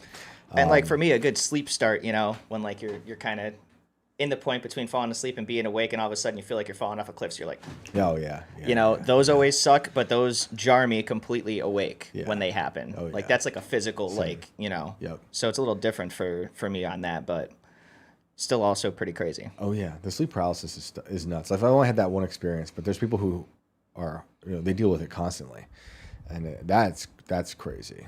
Do we have any callers? Yeah, we do it. have one. Let me call it a couple of chats really quick. Mike Lowry and Men Walk Away, thank you guys for your contributions. Thank you. Awesome. I cannot read this name, so I'm just going to spell it. ASOTV ITW says, absolutely love this show. The rate is perfect. Unlike Russell Brand in the morning, ick.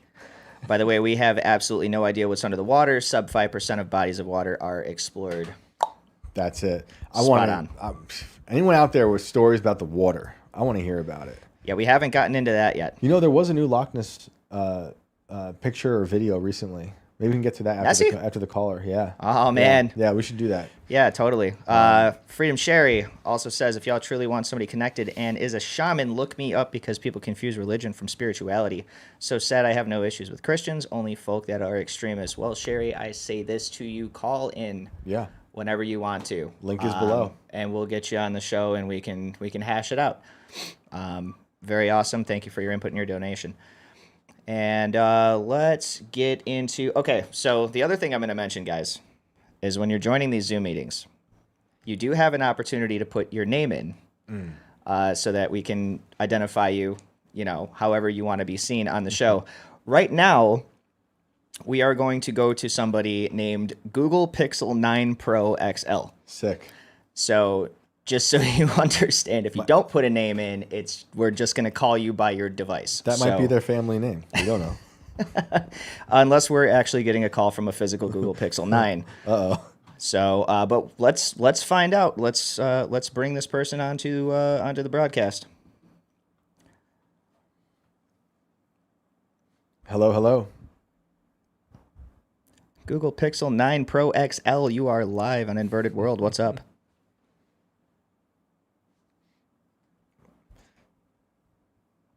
Hello. Hello. Hey. All right. I was trying to. I was hoping to get in on your episode 51, but UFOs and stuff, but wasn't able to do so that day. Apologies. So anyway, I do have a story for you in that vein. Yeah, Perfect. shoot. So I can't remember what year it was. It was either 1989, 90, or 91. It was in that kind of general neighborhood. It was winter time. My sister and I were out playing in the snow in our backyard. Let's see. My sister just like looked up above us and just screamed bloody murder, didn't say anything, and ran inside. So in response, I looked up to see what she was looking at, and the sky was clear. This is dead of night. It's like maybe 8, 9, 10 o'clock p.m., something like that. So the sky was clear. You could see the stars and stuff, but above us, at just above treetop height, so like maybe 150, 200 feet in that range. Let's see, Pacific Northwest, pine trees, fir trees, and all that. There was this black triangle, perfectly symmetrical. You couldn't see the stars through it, which was the only way that I knew that there was anything there, was that there was this triangular void up there, and at each of the 3 cardinal points of the triangle was a dimly glowing white light, and I'm looking at it for a few seconds, and then in the exact center of the triangle, about typical like camera flash brightness, pinpoint of light opens up, and for like maybe 2-3 seconds, and then shuts off, and then no noise, no wind, no disruption of the atmosphere around it. The trees didn't move at all, like just in an instant, like a bullet, just gone, shoots off to the north. Like it, I'd always like kind of remembered that and held on to that, and just every once in a while thought about like what that could have been. And about a year ago or so, I asked my sister if she remembered that, and she said yes. And she had talked to our dad about that occasionally, and she actually did a little more digging into that than I did, and she sent me a link as to what she was able to find, and I'll be damned, she found images of what people refer to as the TR3B Astra. And I looked at the image, and that's exactly what I saw. It was perfectly symmetrical on all corners, triangle, one individual light in each of the 3 corners, plus one light in the exact center. It's a military vehicle, right? What's that? Isn't that a military vehicle? I feel like that's the one. Well, that's always been my assumption. See, that when I remember what I saw, I didn't feel any strangeness, or like there was no. It's like I was just. It's not like I was in the presence of something evil or paranormal. Right. I just like it was like I was looking at a car or a plane or something like that. It was technology. Right. I feel like if you look it up, Brandon, there might be something on military.com. Already a step ahead of you there. Sick. Thanks, man. So many people have seen this thing. whatever it is. Yeah. Whether it's government tech or extraterrestrial or the government reverse engineering something extraterrestrial. I remember seeing something on military.com like 5 or 10 years ago. This is being depicted as something between an isosceles and like just a regular congruent triangle. And when you saw it, with lights. You said the lights were pulsing or they were steady? No, steady. Okay. There was no colors, no red, no blue, green, or any of that. It was all the lights that I were able to see, and there were only 4, 1 per corner and 1 in the dead center. And it was not an isosceles; it was a pure triangle, even on every corner. Okay. Or every edge. I have seen the images of the isosceles, and that's not what I saw. Right. Yeah, I mean, this is when people see. I've talked to people who've seen this as well, and I spoke to someone who, when they saw the light, the way you describe it, they were worried that there was some sort of time loss. Do you ever think of that? Yeah, there wasn't with me. There was absolutely no what do they call that? Lost time. Yeah. Any of that, because like, and I know that I saw it. I wasn't imagining it because my sister saw it first, ran into the house, and then I looked up to see what she was looking at, and then I saw it, and I'm just standing there dumbfounded, like, what the heck is that? And then just gone like a bullet. You know, like I think it was the entire time that I saw it, maybe a total of like 10 to 15 seconds. That's a long time. And then I walked inside the house kind of like confused. But yeah, there was no loss of time or anything like that.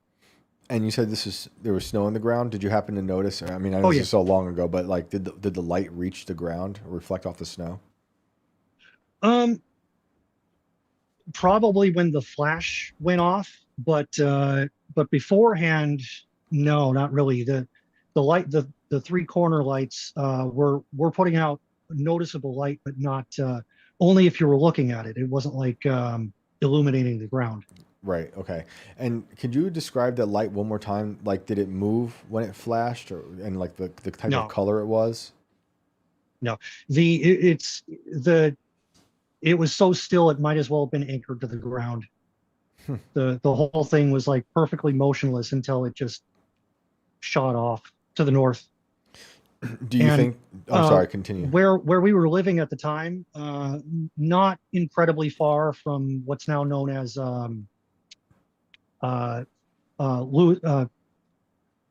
JBLM, Joint Base Lewis McChord. Okay. So not that far from, but it was flying in the opposite. When it took off, it was flying in not the direction of JBLM. Do you think? Do you think you saw military tech, or do you think you were seeing extraterrestrial? Like, what are you thinking about it? From my experience, and I have to assume it's military tech, whether it's reverse engineered or something that we came up with ourselves or whatnot. I do tend to believe reverse engineered tech, but what I saw was either piloted by one individual pilot, human pilot, or just a full-on tech autonomous drone. Right. Because if you were to compare it in size, I would say that maybe it was a little bit wider and longer than a F-117 Nighthawk, or Nighthawk, F-117 Black. Shoot. What's the name of that fighter that? There are Black Hawks. But I'm not sure. I'm not good with all the different jets. The Lockheed Nighthawk, like the one from yesterday. Is it Nighthawk? The Lockheed Nighthawk is the F-117. Its public debut was Desert Storm. Like we'd never seen that before then. Right. Yeah. Did you talk to anyone else, like around that time or years later, that saw something similar in that neighborhood? I've never met anyone personally who's seen anything like that, but as time has gone on, I've done a little more research on it. There was a massive rash of sightings worldwide, both in the Pacific Northwest, some on the East Coast, and oddly enough in northern Europe. But they all essentially report seeing the same type of craft. Yeah, it's a popular one. Yeah, definitely. I've seen the images a bunch. I've talked to people who've seen this thing, and it's all similar. That's why everyone sees the images. If you Google it, it's out there. I'm sure you've seen, people listening, you've seen this image out there of this triangle with the lights. But how did your dad take the story? Do you know? Well, I don't really recall because I don't think I've actually spoken to him directly about it. He was at the time that my sister and I witnessed this. He had a business partner over for dinner. Mm-hmm. So my mom and dad and his business partner and wife were all essentially in the kitchen having dinner and talking and trading stories and stuff. So the fact that my sister and I saw this at all didn't even come up in the family that night, and I don't even know when it first came up. That's wild. Well, thank you for calling in and sharing that story. Yeah, not a problem. Appreciate it. Have a good night. Yep, you too. That's wild. Yeah, we've had people call in actually who they've experienced memory loss from stuff like that with the light, and you think about that in terms of the kind of abduction story we heard. I'm not saying that's what happened to them, but yeah, the alien lobotomy story that we got last night or the night before. I think that was last night. That was a wild one. They're all starting to blur. Yeah. No, we're gonna get abducted out of here next. That's what's happening next. Was that all the callers? No, we got one more guy hanging out that just popped in there that we can get to. Let's do it. I want to do really quick while we got a minute. Yeah. I promise we'll get to you in a second, Ken. I want to run this because I've been dying to watch this the entire night.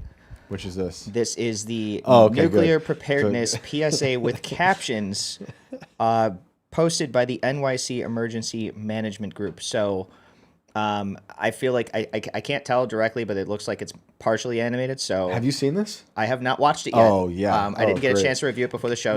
Real quick, tell us how long ago did this come out? Was it a year ago? Or 2 years? This was posted 2 years ago. Okay. Yeah, they were really getting it in because it was like all the wars were going on. Yeah. And they're like, New York is next. And I remember hearing about this video, and I never got to watch it, so I'm super stoked right now. I want to see this. So cool. Let's jump into this. Yeah, this is a good one. So there's been a nuclear attack. Don't ask me how or why. Just know that the big one has hit, okay? So what do? There are 3 important steps that I want you to remember. Step 1, get inside fast. Yeah. You, your friends, your family, get inside. Better. And no, staying in the car is not an option. You need to get into a building and move away from the windows. Step 2, stay inside. I love the graphics. Shut all doors and windows. Have a basement? Head there. If you don't have one, get as far into the middle of the building as possible. If you were outside after the blast, get clean immediately. Remove and bag all outer clothing to keep radioactive dust or ash away from your body. Step 3, stay tuned. Follow media for more information. Don't forget to sign up for Notify NYC for official alerts and updates. And don't go outside until officials say it's safe. All right? You've got this. Debatable if we've got this. If those are the instructions that we have given one of the biggest cities in our country. Yep. And, I think it was not long before this. It was actually, I think, the day or two before the whole October 7th thing went down that the FEMA message went out. Remember, everyone got the FEMA message for emergencies? So they were really ramping up the fear around that time because of everything going on. Well, didn't we also get, wasn't it a couple years before that, didn't we get a one about zombies? No, I don't remember that. You don't remember the zombies one? I think they might have removed that memory. Hang on, I gotta show Shane this, guys. If he hasn't seen this, I gotta see if this is still out there. Zombies. this was and it was released During around lockdowns? Halloween, so I think it might have been, partial parody, but there was a FEMA apocalypse guide to zombie takeovers. If I'm not mistaken, I believe it was FEMA. I hope this is real. I mean, or it might have been actually Homeland Security. Hang on, because this is even funnier. Even better. We are in a video unavailable. Okay, so they pulled it. But there was on the Homeland Security digital website. There is a small article here. And I know I could find the real thing if I looked long enough, but I want to get back to our caller here. Yeah, so just a little bit, yeah. FEMA's disaster headline reads, FEMA prepare for zombie apocalypse. FEMA's disaster preparedness site ready.gov has released an urgent PSA about an impending threat at the end of October, so again, around Halloween. Experts and terrorism professionals confirm that the group, which has possible Greek and Haitian origins, It's gotta be fake, dude. plans to take advantage of a loophole in the space-time continuum, which will allow previously deceased citizens to roam the United States searching for cerebral matter. Now, again, just the U.S. contained entirely within our borders. No one else in the world got this or had any reason to be afraid of a zombie takeover. So the official plan of action to ward off the living impaired horde is to set fire to larger than average gourds, squash will do in a pinch, and alter your appearance in an attempt to disorient the post-mortem invaders. Adorning yourself in intimidating clothing and disguising your face with a mask or colorful paint should suffice, but beware. Early reports indicate that marauding gangs of miners in similar garb look to take advantage of the chaos in order to extort delicacies from citizens. We've seen that before. We have. So make no mistake, that will happen. For the adolescent swindlers, experts suggest resorting to bribery with any type of prepared sugar concoctions. I'm assuming they mean candy. Again, Halloween. Although tests have shown the chocolate peanut butter combination to be the most successful if you are dealing with imposters, they may even perform a trick in exchange for your compliance. So, dude, this is as real as the Doghead video. It really is.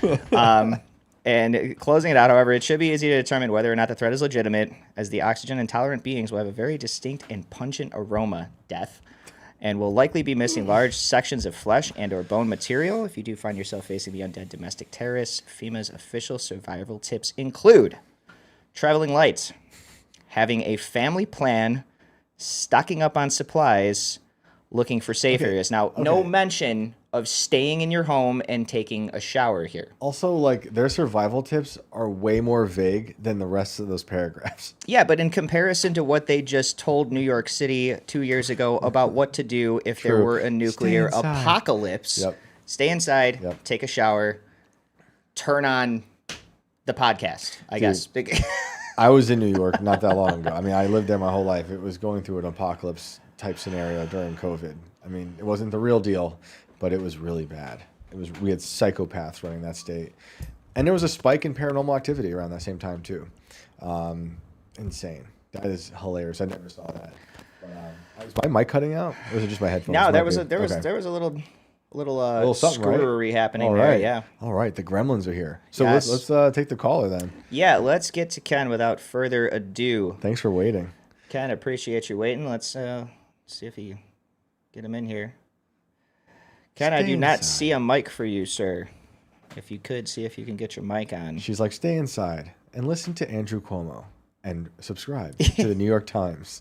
We are the authority in truth. Ken, you're on Inverted World Live. Can you hear us? Hi, can you hear me? Yes, sir. Yeah, you're a little low, but we can hear you. Let me see if I can change that real quick. I could give you a little juice on my end. You sound a little better now. Does that sound any better? That's a lot better. There we go. Definitely. There we go. Sorry about that. And thank you guys for taking the call. Sure. Thanks for calling in. Yeah, I'm a recent new viewer to the show.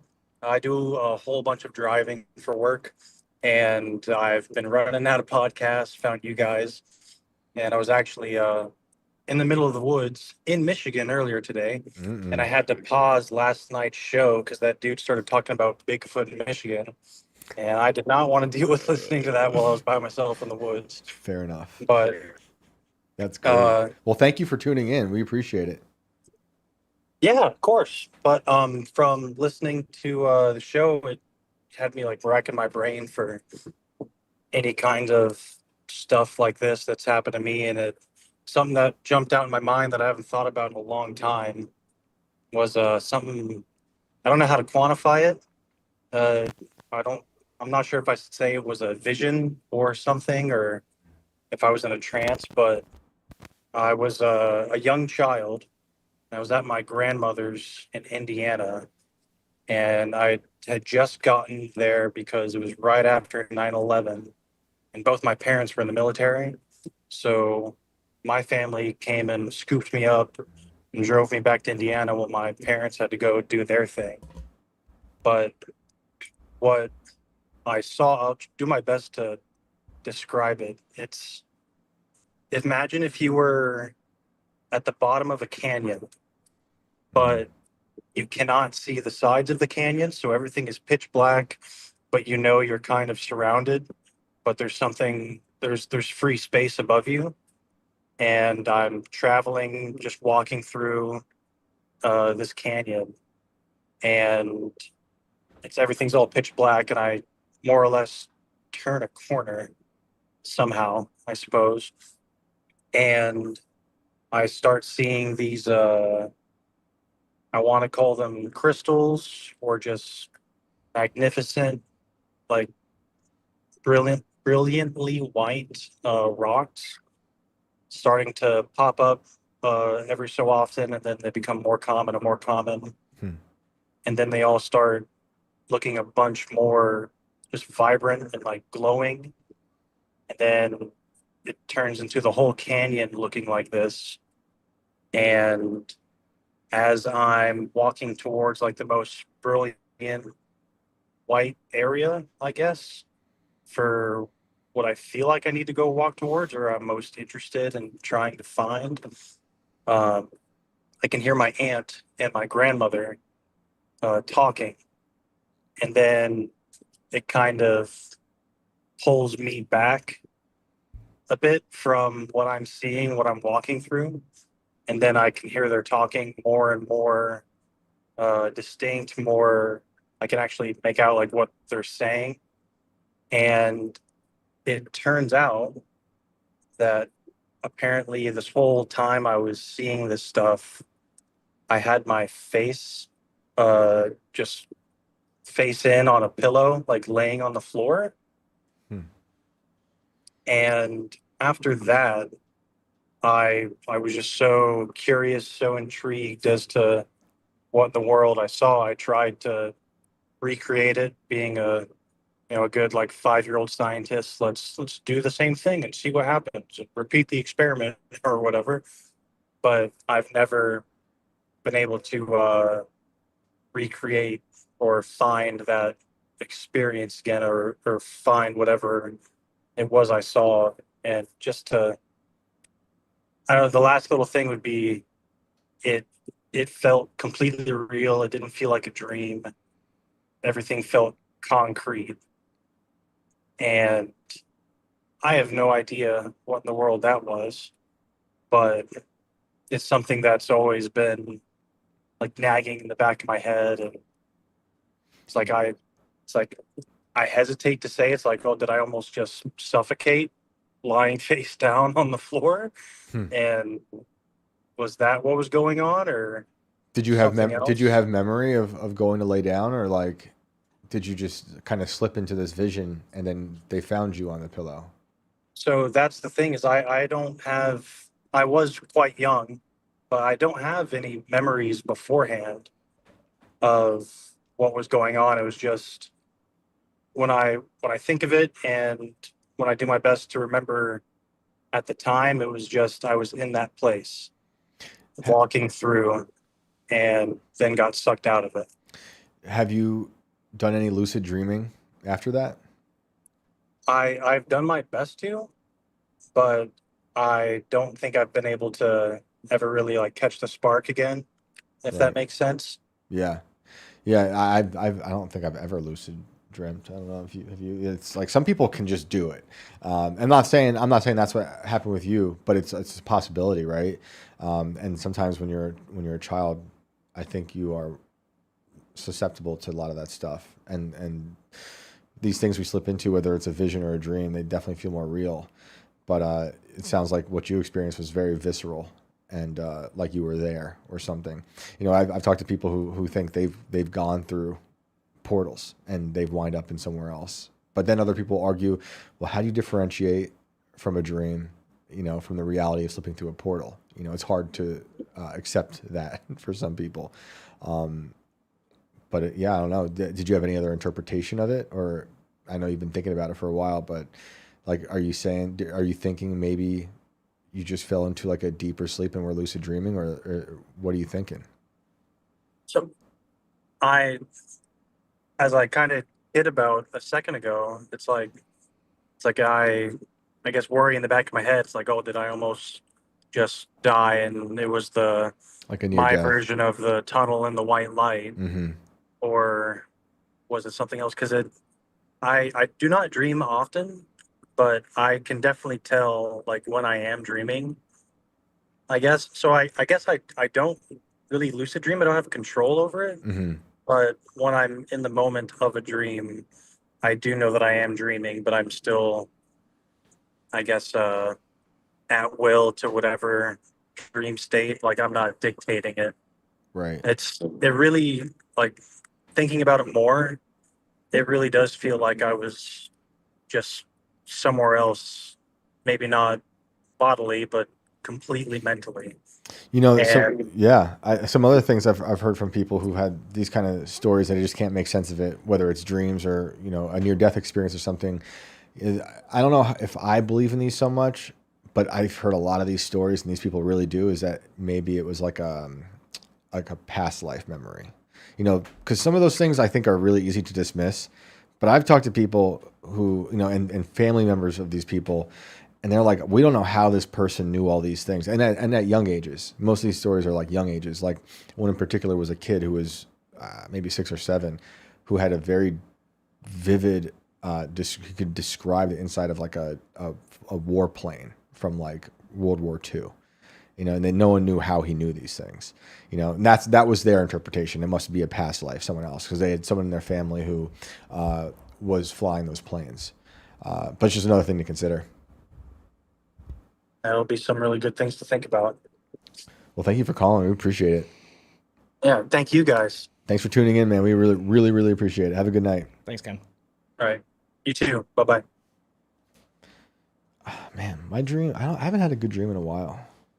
I try not to. I really do. I really try not to dream. Most of my stuff turns into just some vivid, horrible nightmare that I just am like I'm relieved to wake up from. So yeah, I know. Do you have recurring ones?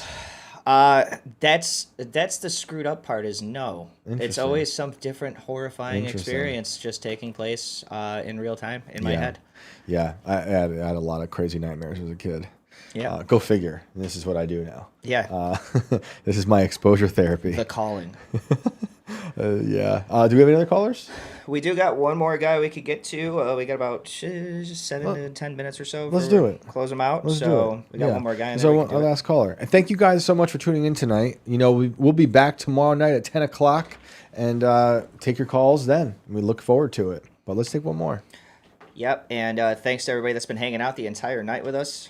We love having you guys here. #999, thanks for your contribution. We also love Little Green Men. Thank you. Phallic as that may sound. And let's clip get that, everyone. Clip that right there. All right, let's get to Austin Rutherford to clean out the rest of the night here with callers.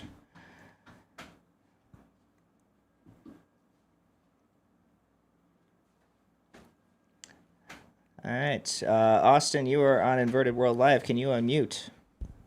Yes, sir. Hang on just a second. Thank y'all for having me. Thanks for being here. I got, if I had it, I mean, well, I have it, but I got a bookshelf. I'm not able to get to it because I have things. I'm in between moving right now, but I got the book Inverted World, and I've been a fan.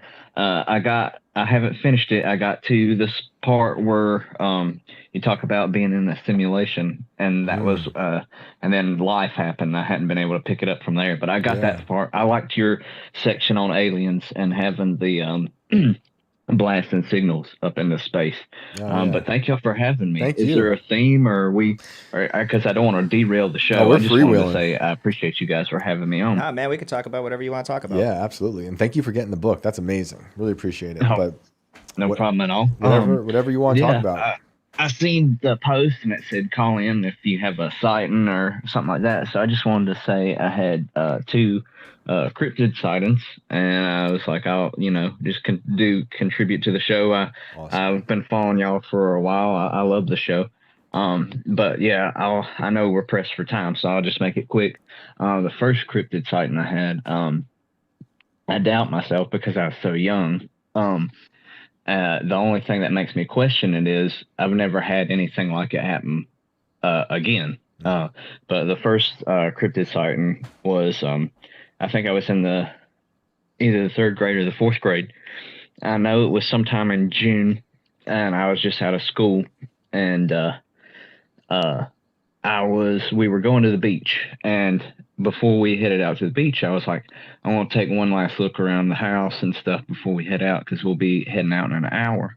And I lived in a double wide, and the double wide had like a big porch that just stretched the length of the double wide.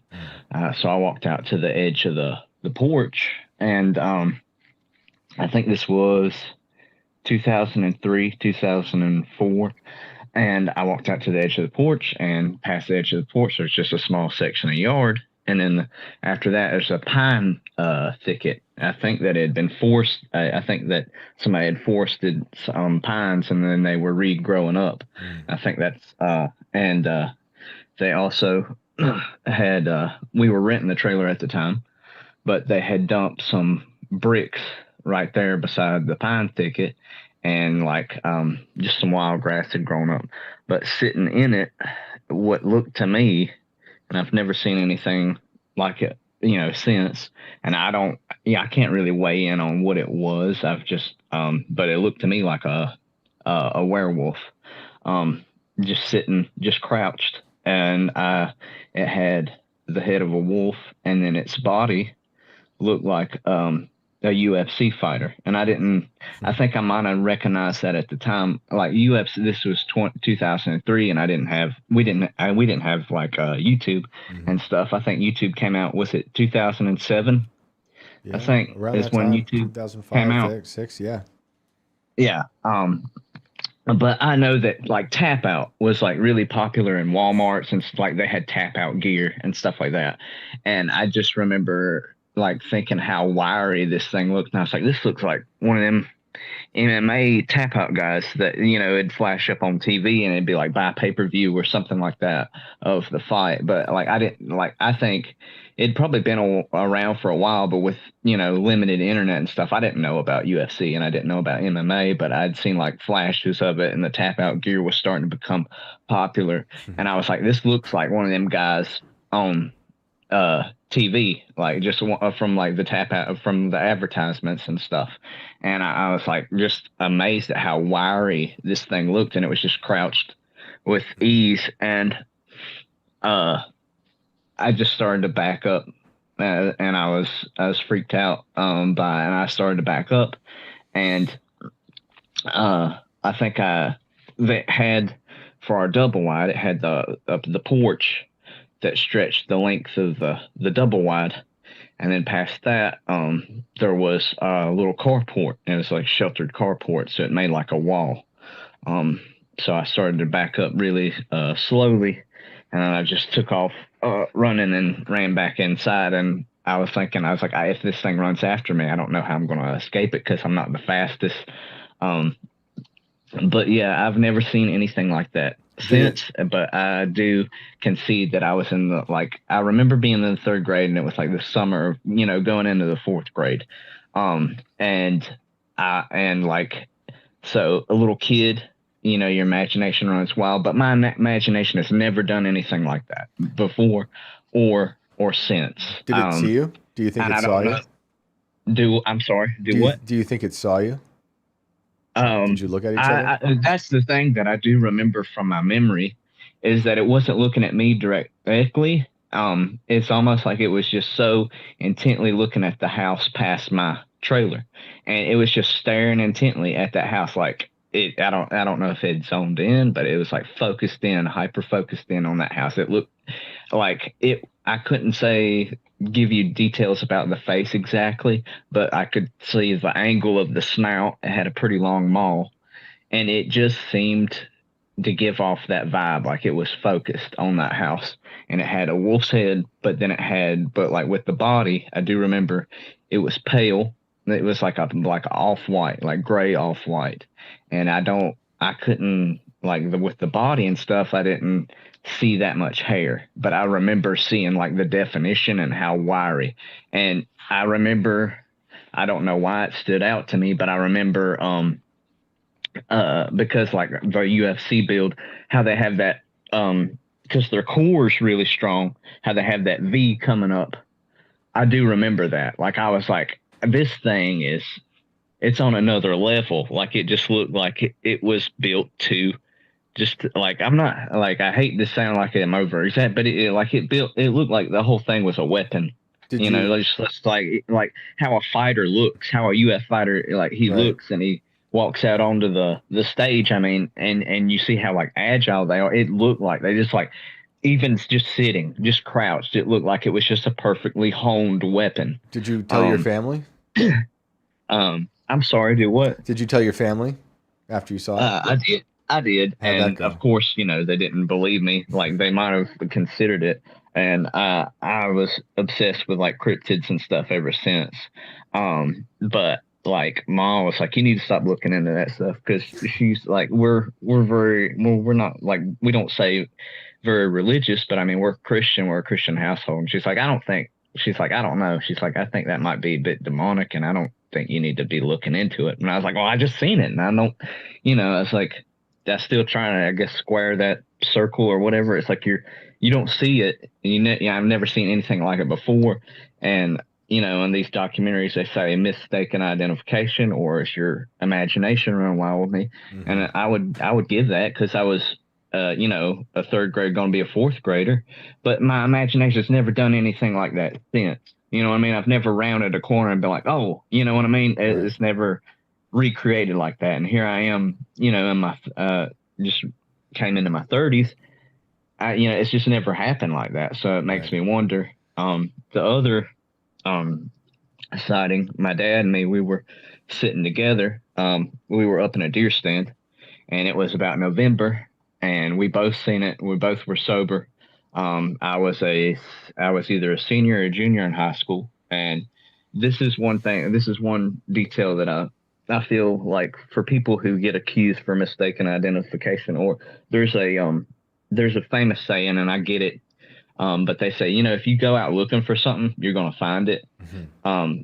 I do remember this was, me and my dad, we just went out and we got on a deer stand, and we weren't looking for anything. And that wasn't what our thought process was. I was just stoked to be with my dad. And I was like, man, we're going to kill a buck, because there were 2 monster bucks on this land that we were hunting. It was my grandma's land. Mm-hmm. My grandma had maybe 3 acres. And it bordered a larger farm that was not ours, and it went way back in there. But we couldn't ever peg down the time the deer were coming in, so we were like, okay. And we'd been trying to get them, and we knew there were 2 monster bucks. Like they'd easily be like eight pointers, and I wanted to get it, and I was like obsessive over it. And my dad's like, you know what? And he said, you're not, you know, I don't recommend doing this, but we're just like, screw it, we're just gonna go. So we went at 2 a.m, which I don't think you're not supposed to do. We went at 2 a.m, and we, you know, crept up into our deer stand. We just sat there. We sat there for like, you know, 2 hours, just not moving. My dad started to smoke, and I looked over him. I remember that, and I was like, what the heck? And he was like, he lied. And he's like, deer's not going to be bothered by that. They're not going to be put off by that. And I was like, yeah, right. But we just kind of just sat there, and that's probably the stillest I've ever sat for the longest period of time. And I can't remember what time it was. Maybe it was 3 or 4, but I remember it was a clear night. I remember it was cold, and we started hearing a noise up above us in the trees, and it wasn't like a creepy or eerie noise, nothing like that. But I mean, it sounded like somebody was just munching on celery just as loud as they could, and just like trying to be obnoxious. And then that sound, it would alternate between the trees up in the treetops, and we were about 14 feet up. As average, you can Google like average deer stand height, and that's how high we were up. And it was just a little bit up higher, and it would traverse from tree to tree, but there wouldn't be no like, you wouldn't hear like branches break or nothing like that. It's just the sound would be there, then it'd be here, then it'd be there. And eventually we did hear like a thwack, like right up above us, maybe 5 feet in the tree. And I think we were up against a pine, and bark started falling in our hair. And we heard that celery munching noise. And then like just more of it fell, more bark fell on our hair. And then all of a sudden we hear like a thwack right in front of us. And the moon's shining, and we don't see anything at first, but we heard like wings catching air. We hear your wings catching air, and then a thwack in the tree right in front of us. And then we seen movement, and we didn't get a good look at it, but and then it kind of crawled into the moonlight where it was hitting down on the tree. And me and my dad were both sitting there, and like our eyes took it a second register, and what we saw, it looked like a daggone lizard with wings. And we both seen it, and the skin looked a little bit like tree bark, and the head was shaped. I didn't see the front head. I didn't see like the front legs. Can't tell you what they looked like or if it had front legs. But I seen the head, and the head was kind of like, if you ever, and even the texture, the skin, it looked like an arrowhead. If you ever picked like an arrowhead up from a fresh field or something, I mean, it was that kind of shape of an arrowhead. And it made that noise. I remember it tilting its head and making that noise. And then it just scurried on up the tree a little bit more. And then it just took off on the tree, up the tree, and it was gone. And my dad and me, we seen similar, but he was able to see the wings. I don't remember seeing the wings, but I remember seeing the head. As when they say memory is like unreliable, I distinctly remember the head, and I distinctly remember the back haunches, its legs, and I remember the tail, and I remember if you ever watch like a lizard on the fence, how it's like it's fat, and it's almost like its fat kind of sags onto the legs. And I remember it having thick, fat, muscular back legs, and this thing, it had like, for lack of a better word, I don't know the actual term, but it looked like fat rolls, just like sitting on its thighs. And this thing just took up the tree with the greatest of ease, and I ain't never seen anything like that since. But then again, I hadn't spent many nights up in a deer stand at 3 o'clock in the morning and 2 o'clock in the morning either. But I asked my dad, and I was like, okay, what did you see? And then we compared, and he said, I did see the head. He said, but I seen the wings. And I said, I didn't get a look at the wings. I remember hearing the sound of air being caught up above us by something, and then the thwack on the tree, but I didn't see the wings. Did you stay to hunt? Yeah, we did. Like, guess it wasn't like large. It was 4 feet max. That's from head to tail, I would guess. And I was like, it's a lizard, Now it might have jumped on our heads and bit us or something, but I still wanted to get the buck. And that was what my mind was focused on. There was just these two massive bucks, and I hadn't killed a deer before. It was, I was junior year in high school, and this was something that me and my dad did to bond. We went hunting, and I loved it. I loved being out in the woods. I loved having a gun, and I just wanted to kill a deer. And so we stayed a little bit longer to see if we'd see it or not, and we had hear it like doing that celery kind of munching noise up in the tree, and then eventually like nothing, and then just got colder, and like finally was like ain't nothing coming out, and it's like an hour before sunrise, and we probably should have stuck it out, but like I do remember that too, our joints getting stiff because we'd sat up there for so long. We probably sat up there 3.5 hours, and we're not like expert huntsmen. It was just something that we bonded together with, and we were going to give our best shot at getting them 2 bucks. But I was like, man, I like flexed my foot up in the stand. I was like, I can barely get my my leg is tight when you sit forever. And so my dad's like, yeah, let's go get down. And it's just, the temperature kept dropping. And I do remember it was November. I was like, that was one thing that I kind of thought too. I was like, what's a 3-foot lizard looking thing doing out in November? Like, most, I know they get up under rocks, like normal lizards that don't have wings. They get up under rocks or something, or they go in that hibernated state where they freeze. But where was this? Yeah. What state are we in? NC, North Carolina. Interesting. That's crazy. Yeah, I've never heard of that. It kind of sounds like the snallygaster a little bit, but without the tentacles coming out of its mouth. Remember that one? Yeah, that was a West Virginia thing. Yeah. I've heard the name, but I didn't know like what it looked like. I've never heard nobody like say anything, of anything similar, like a cryptid similar to that either. The only thing I would just say is a dragon, but I just never seen the wings. It just looked like a lizard, but it was out in, November, almost beginning of winter, and I didn't see the wings, but my dad said it was wings, so it's a lizard with wings, and that's how I squared that circle, I guess you could say. But yeah, those were my two incredible sightings, and thank y'all. I appreciate y'all for taking my call and having me on. Yeah, thank you so much for calling, man. Be safe out there. No, thank you, y'all too. All right, Austin, have a good night. Man, oh man, crazy. Well, thank you all for tuning in tonight. That was another fun episode. We'll be back tomorrow night, 10 o'clock. Taking more calls. Do we have any chats? And anything we want to? I actually want to give a quick shout out because I didn't even see this. I completely missed it. It was my fault. But TruthStream rated us a little while ago. So thank you to TruthStream and any of you guys that came over from there and hung out with us with our last caller here. Thank you so much. Like he said, we will be back tomorrow night, 10 o'clock Eastern. We're doing this Monday through Thursday. Trying to be your late night home for all things weird and unexplained. So like, subscribe, follow, share the show with everybody you know. And don't forget to stay weird. My name is Brandon. You can find me at Brando Inverted on Instagram and X. And Shane, who are you? You can find me at Shane Cashman and all the places online. And can't wait for tomorrow night and hear from you and all your awesome stories. Thank you guys for tuning in. Thank you for the raids as well. We'll see you tomorrow.